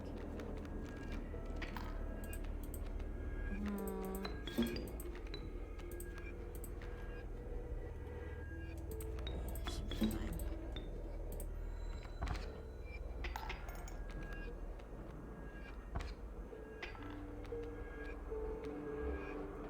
That should hold me over a minute.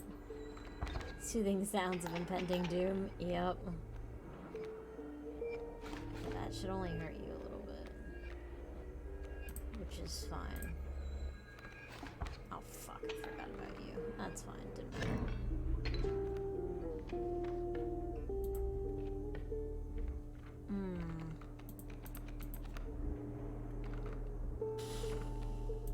Can you do me better? Yeah, alright. It's a lot of flying.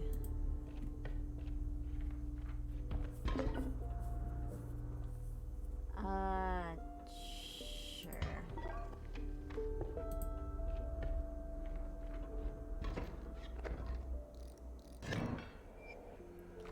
Now I want to start sigil shopping because it's gonna force me.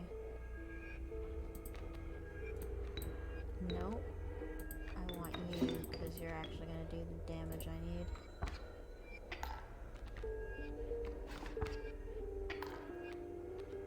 Okay, that's fine. Sure. Yeah.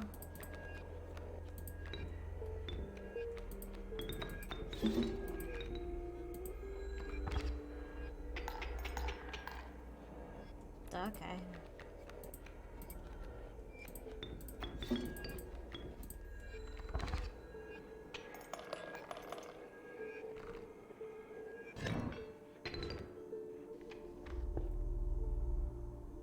Yeah, because this is still better than a pelt any day. Or I could try to get totem.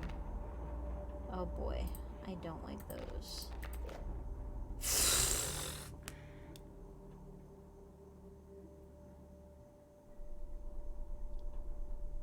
It's such a bad idea. I'm gonna do it.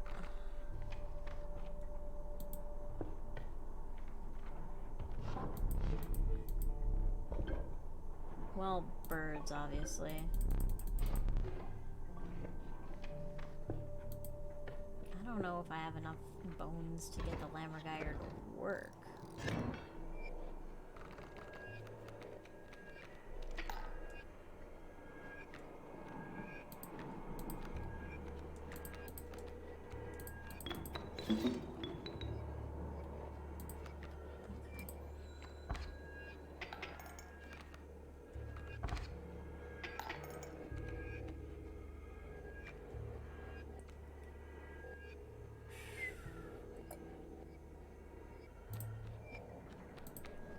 That's fine.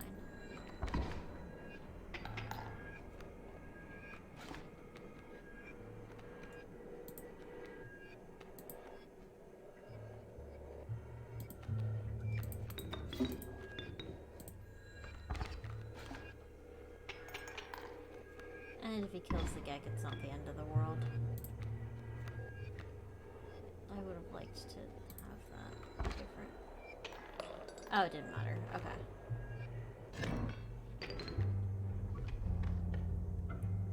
Let's try here. Oh man, you're really bones.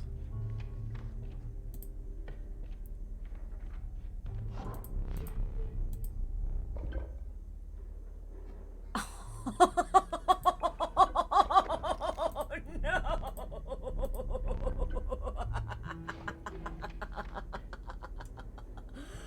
Oh, we don't need another one. Forget it. This is fine.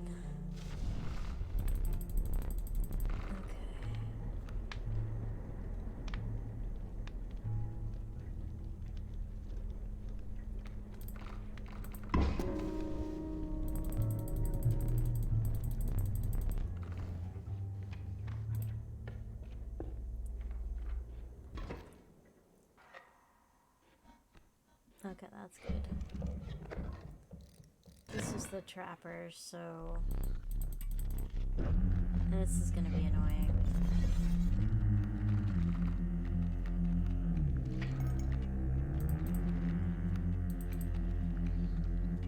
So right off the bat,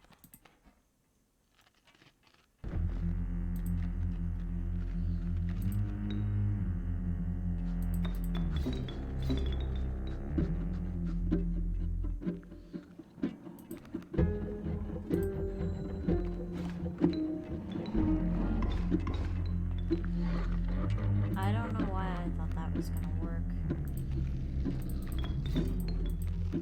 It clearly didn't.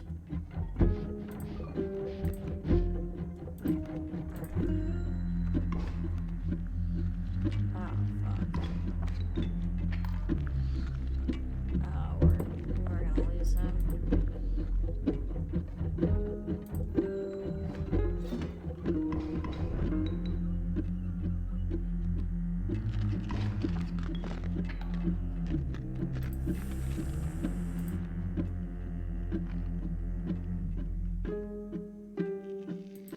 I didn't need this kick right now.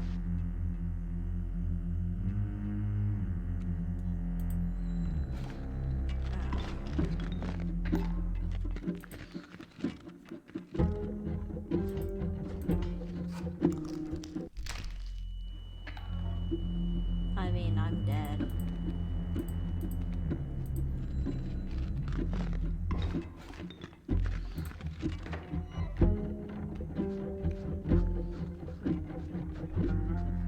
I can't do anything about that now.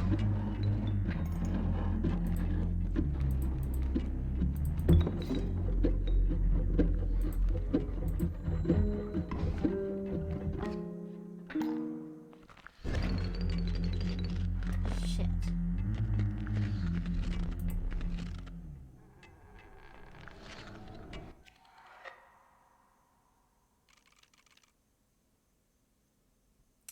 I think it just got fucked by the top deck on that one.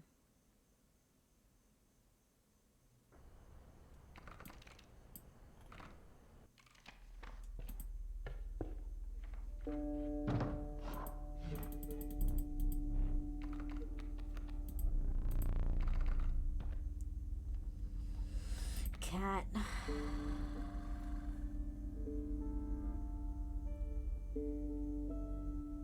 Cat and porcupine.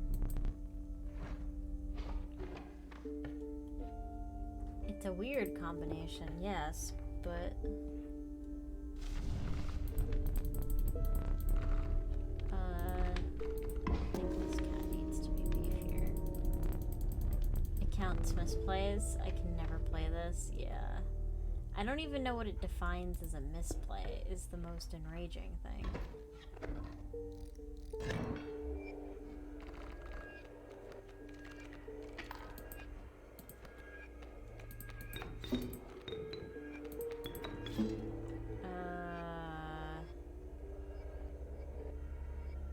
I just realized my porcupine is kind of pointless.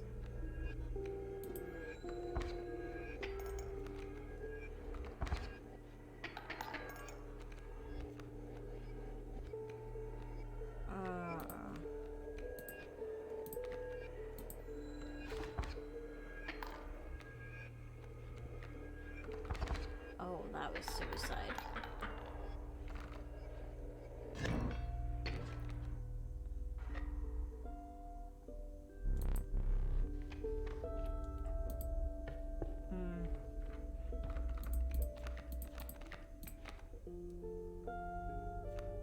Oh boy. It's got plenty of points. Yeah. Oh man, we're fucked. We are very fucked. No, I should have burned the vulture. What was I thinking? I wasn't. Yeah, it's just gonna sit in my top deck now. Great.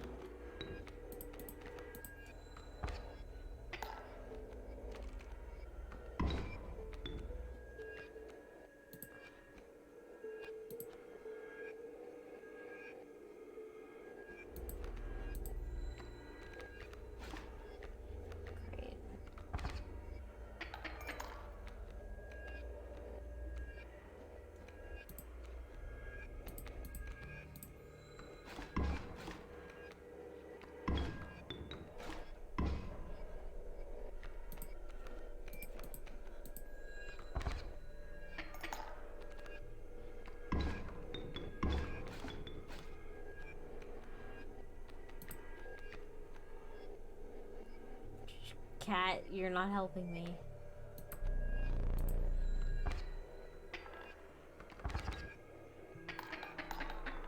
Oh my god, that was just... Okay.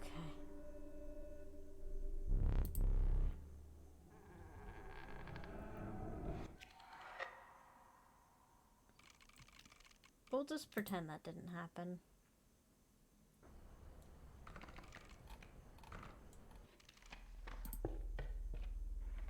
I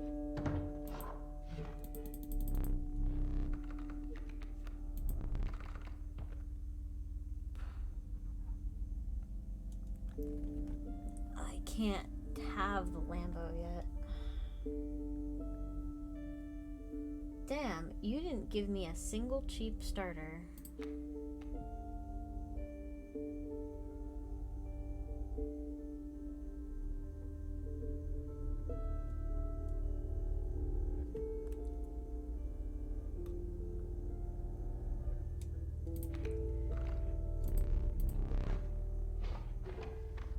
There's a method to the madness.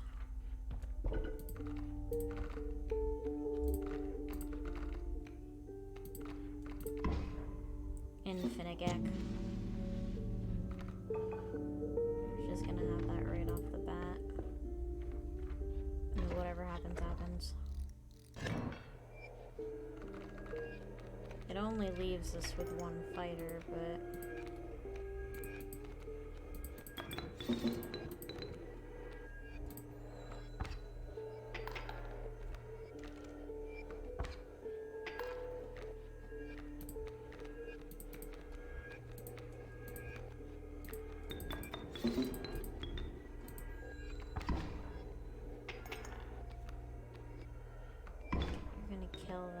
which is concerning because I don't really have a ton.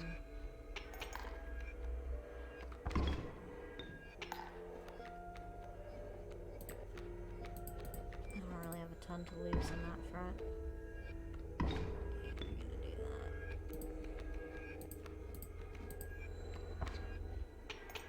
that. Okay, good.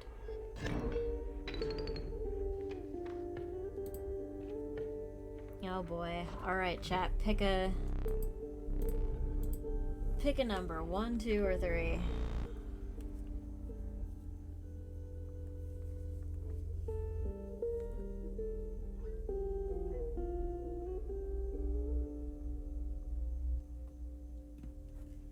Three?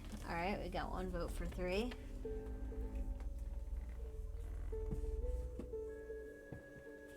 Three. Alright, unanimous.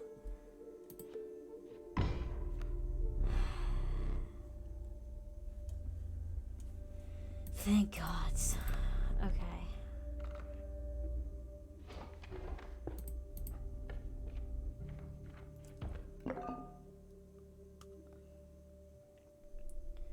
What cards do I have again? Probably gonna need the scissors more.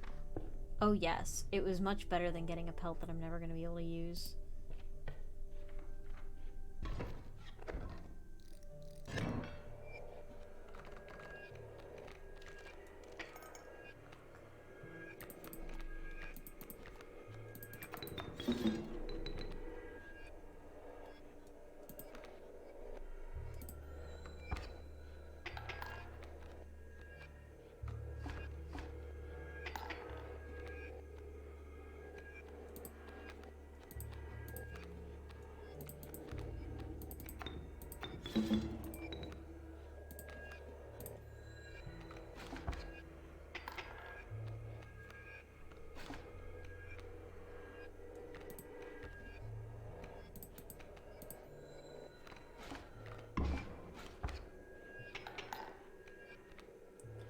Oh, that's gonna hurt.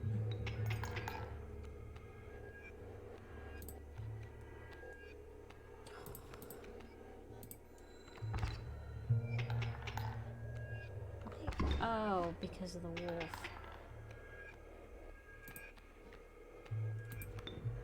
I'm going to attack here. I'm gonna attack him. Ow. Oh, you're a real son of a bitch. Oh, I need to pick a scroll.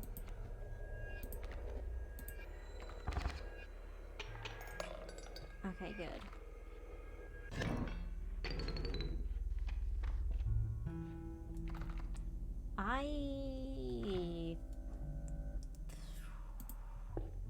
It's probably the safer way.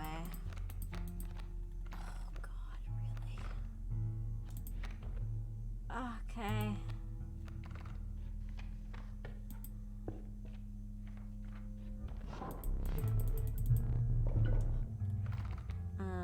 This isn't gonna help me much.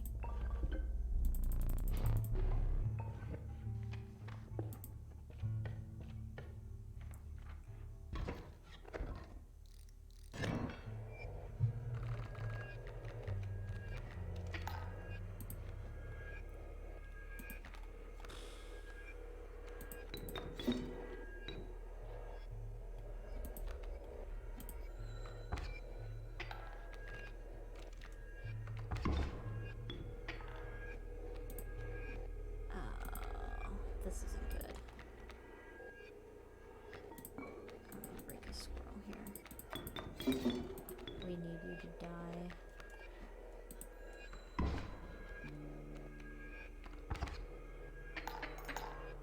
This is...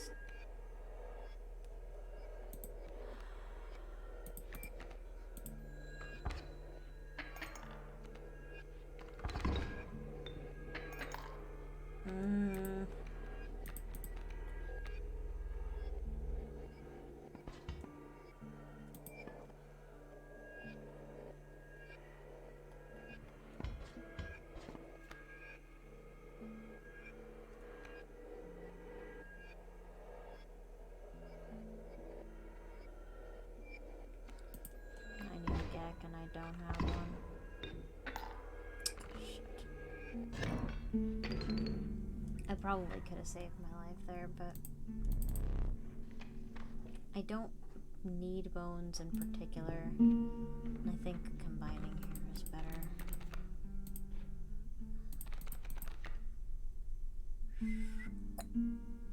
I'll take you. Yeah,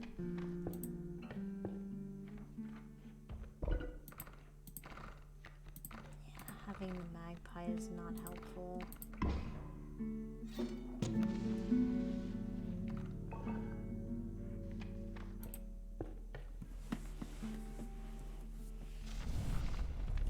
Okay, that is exactly what I needed.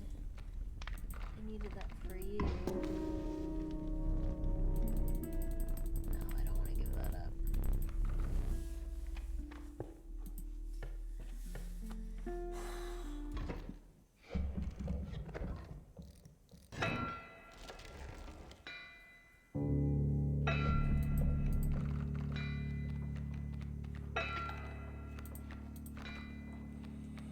Infinite Gek, easily.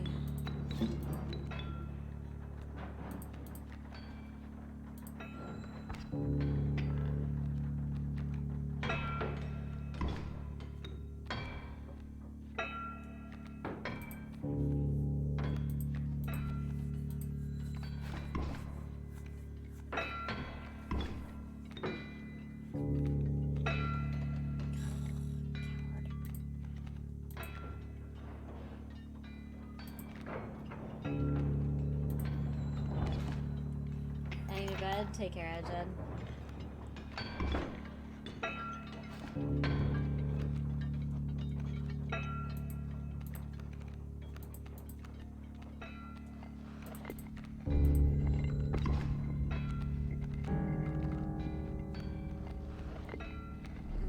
Not super helpful.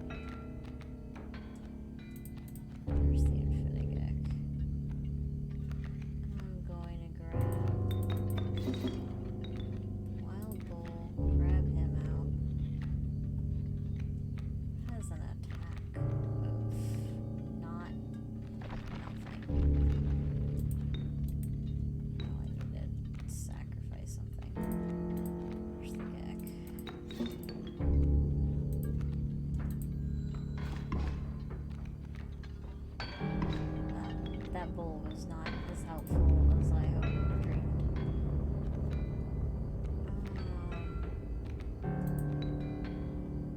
In fact,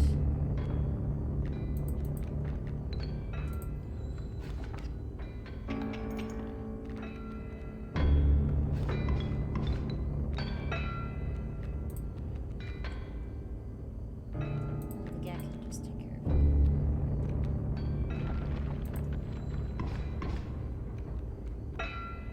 That's fine.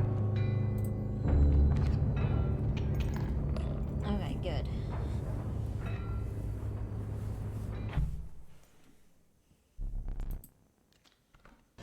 Gave me a ton of squirrels.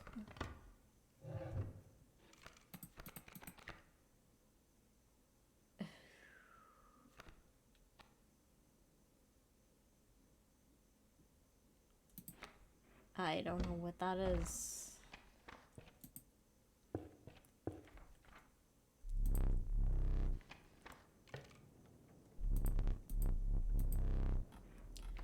What do we want more of? We can't win a challenge like that, so we're gonna go this way.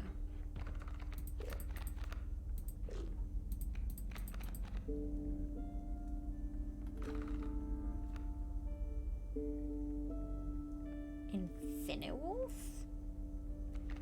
Infinimice?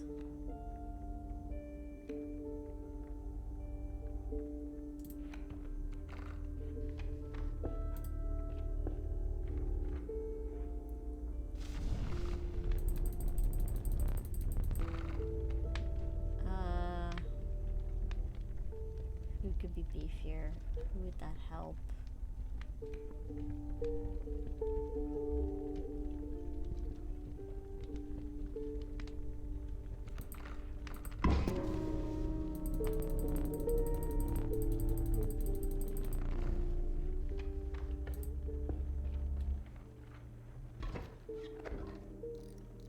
That's not too bad. Oh. Kinky. Okay. Let's grab the Infinigac.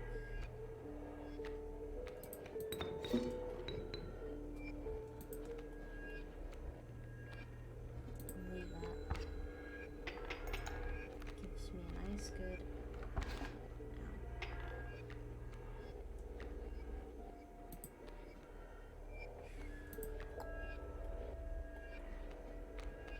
I need something a little more power than that.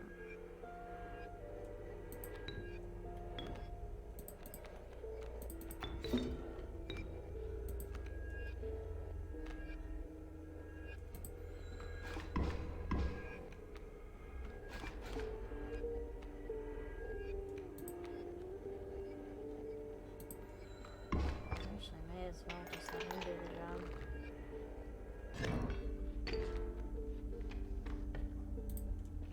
Oh boy.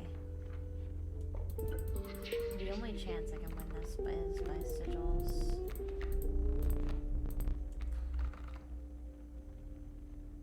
Of the same clan, I almost have no chance at. Health? Actually, a lot of my boys are really beefy. Oh yeah, we got this.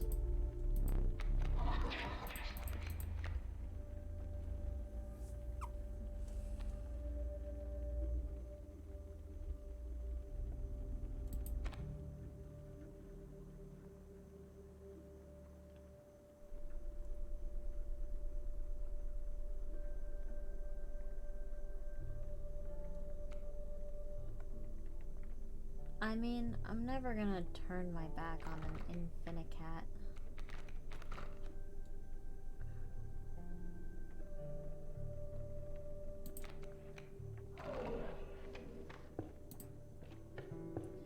I do wonder about the wisdom of that decision, though.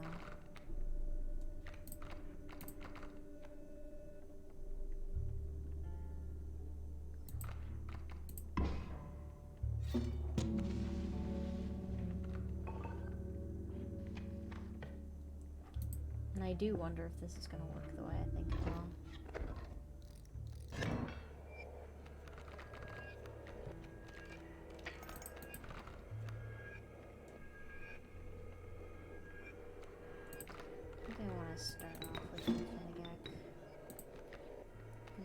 grab there. I have Infinigek. Oh wait, that's because I literally just put Infinigek.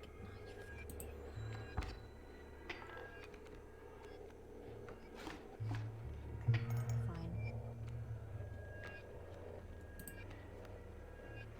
Cat, it's not. Thank you, but no.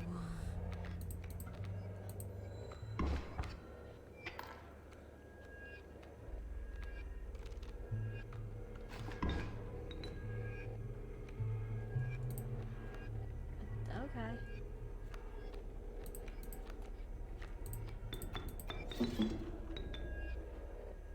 Oh shit, why did I do that?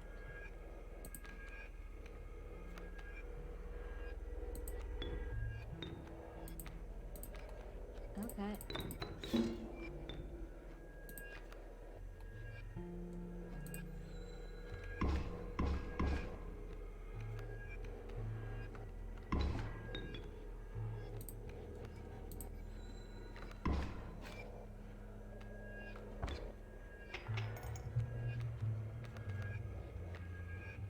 Oh boy, here we go.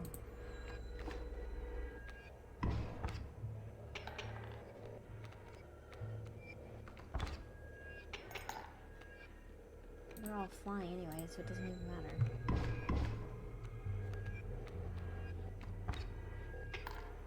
There's no way you can run me down that way.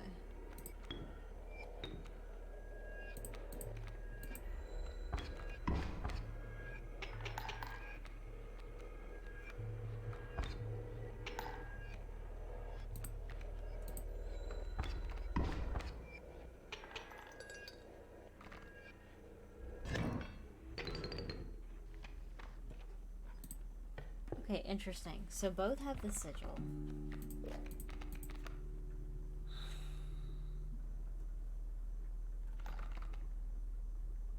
Having the goat could be good, but... Oh my god, even more. I could just double down on this. I could give fecundity to...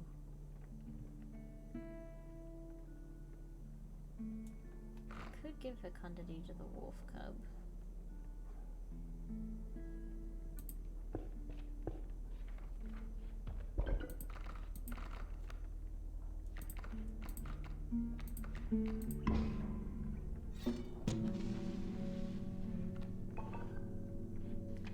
I wonder about the wisdom of that choice, but we'll see.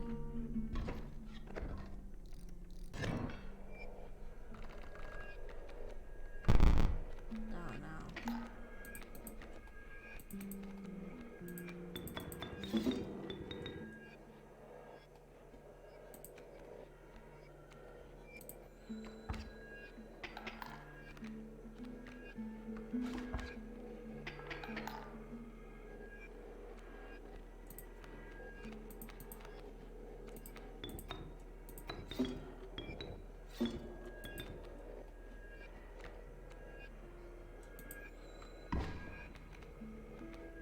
Oh yeah, that's a rip.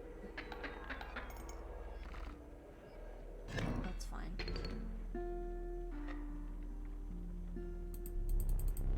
There really was no way around that though.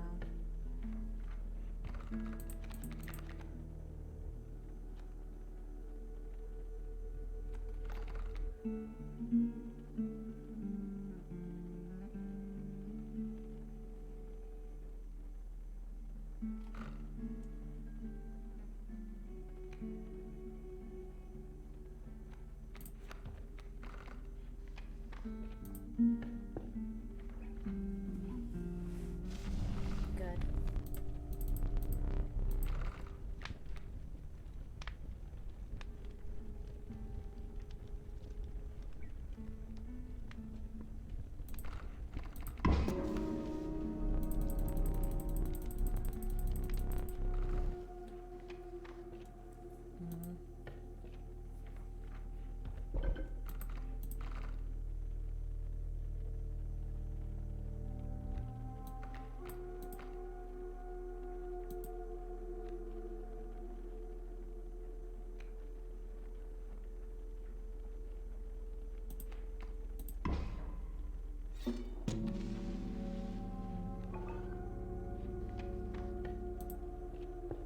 hate that.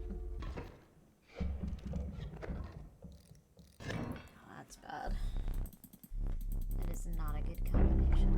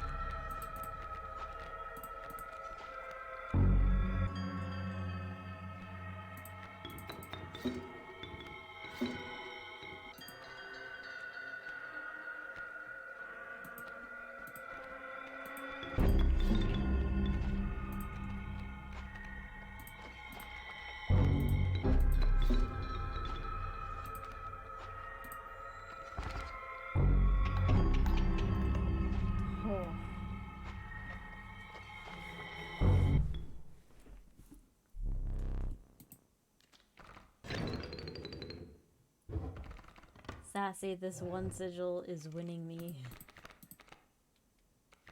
everything. Yeah, I wasn't sure. It was a little tight there.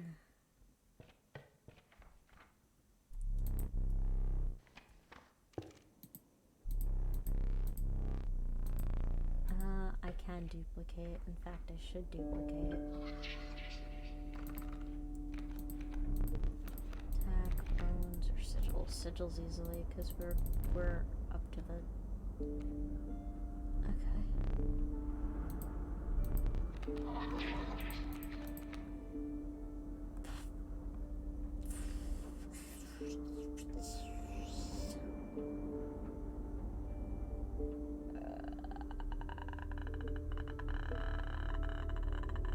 I think this is our best option.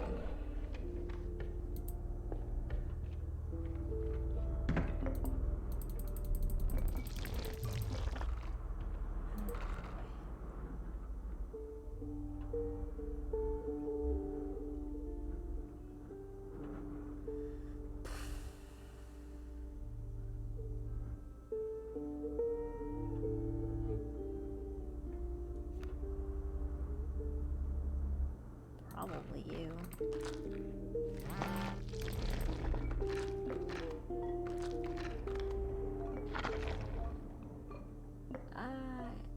Yikes.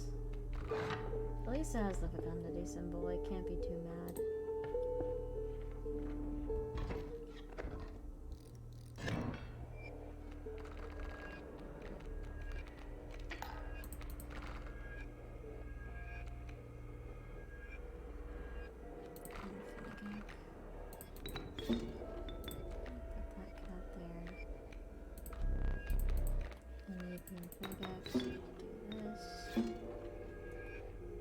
Who's a problem? That's kind of a loaded question, isn't it?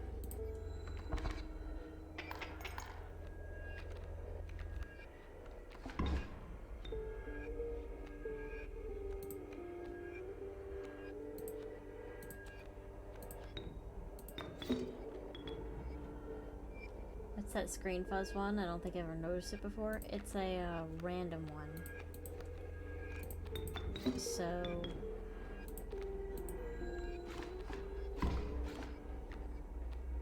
it basically spawns a random card whenever it's...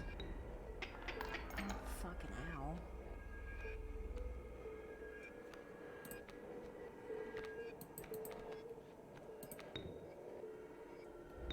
I'm actually okay with that.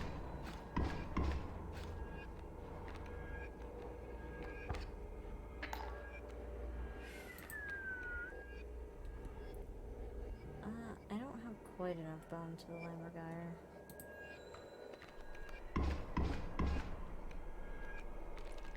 That's still gonna hurt, but...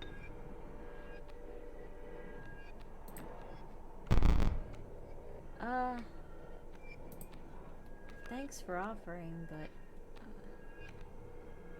no.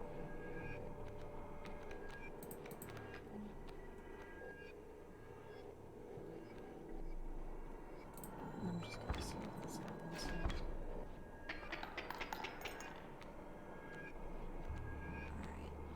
Alright.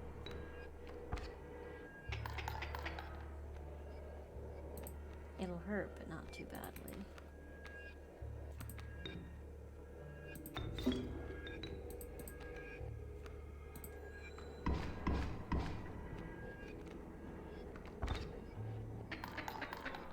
Oh, give me a break. Oh, I was in a good position there, too.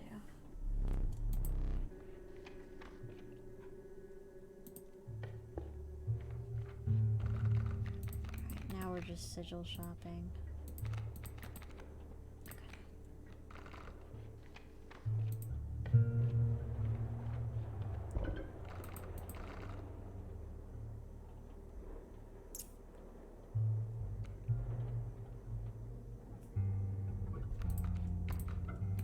Sure.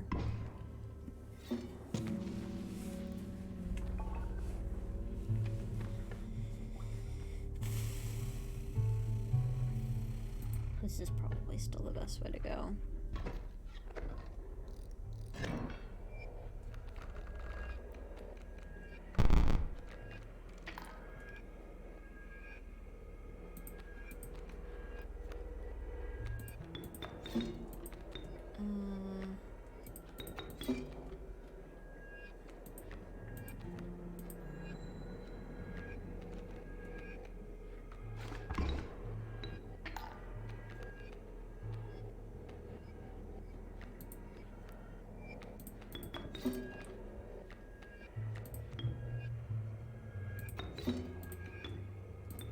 Easily.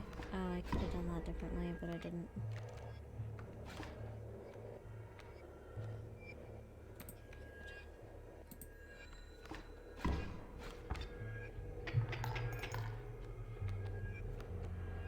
Oh, you're gonna hit me exactly where I don't want to be hit, but that's fine. Because you're gonna be dead in a minute.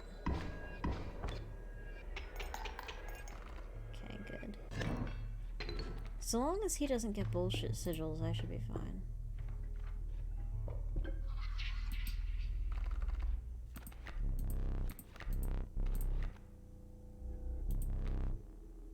Yeah, this guy has 4 sigils, we're fine. Holy shit, okay.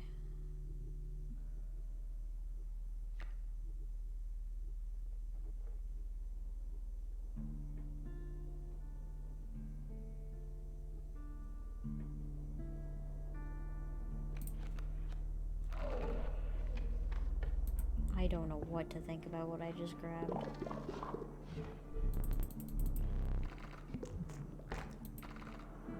Okay.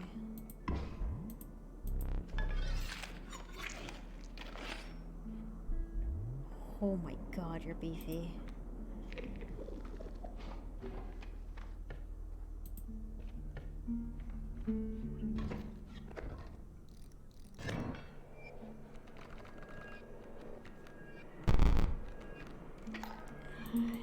It's not the worst thing I've ever seen.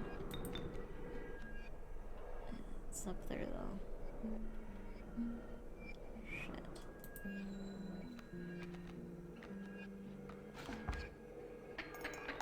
Oh boy, that's 3 hits right off the fucking gun here.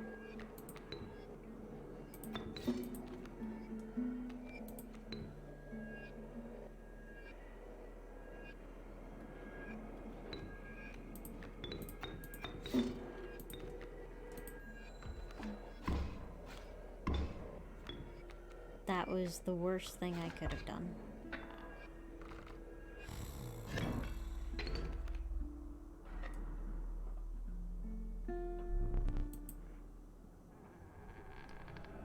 It was such a good run. Fuck.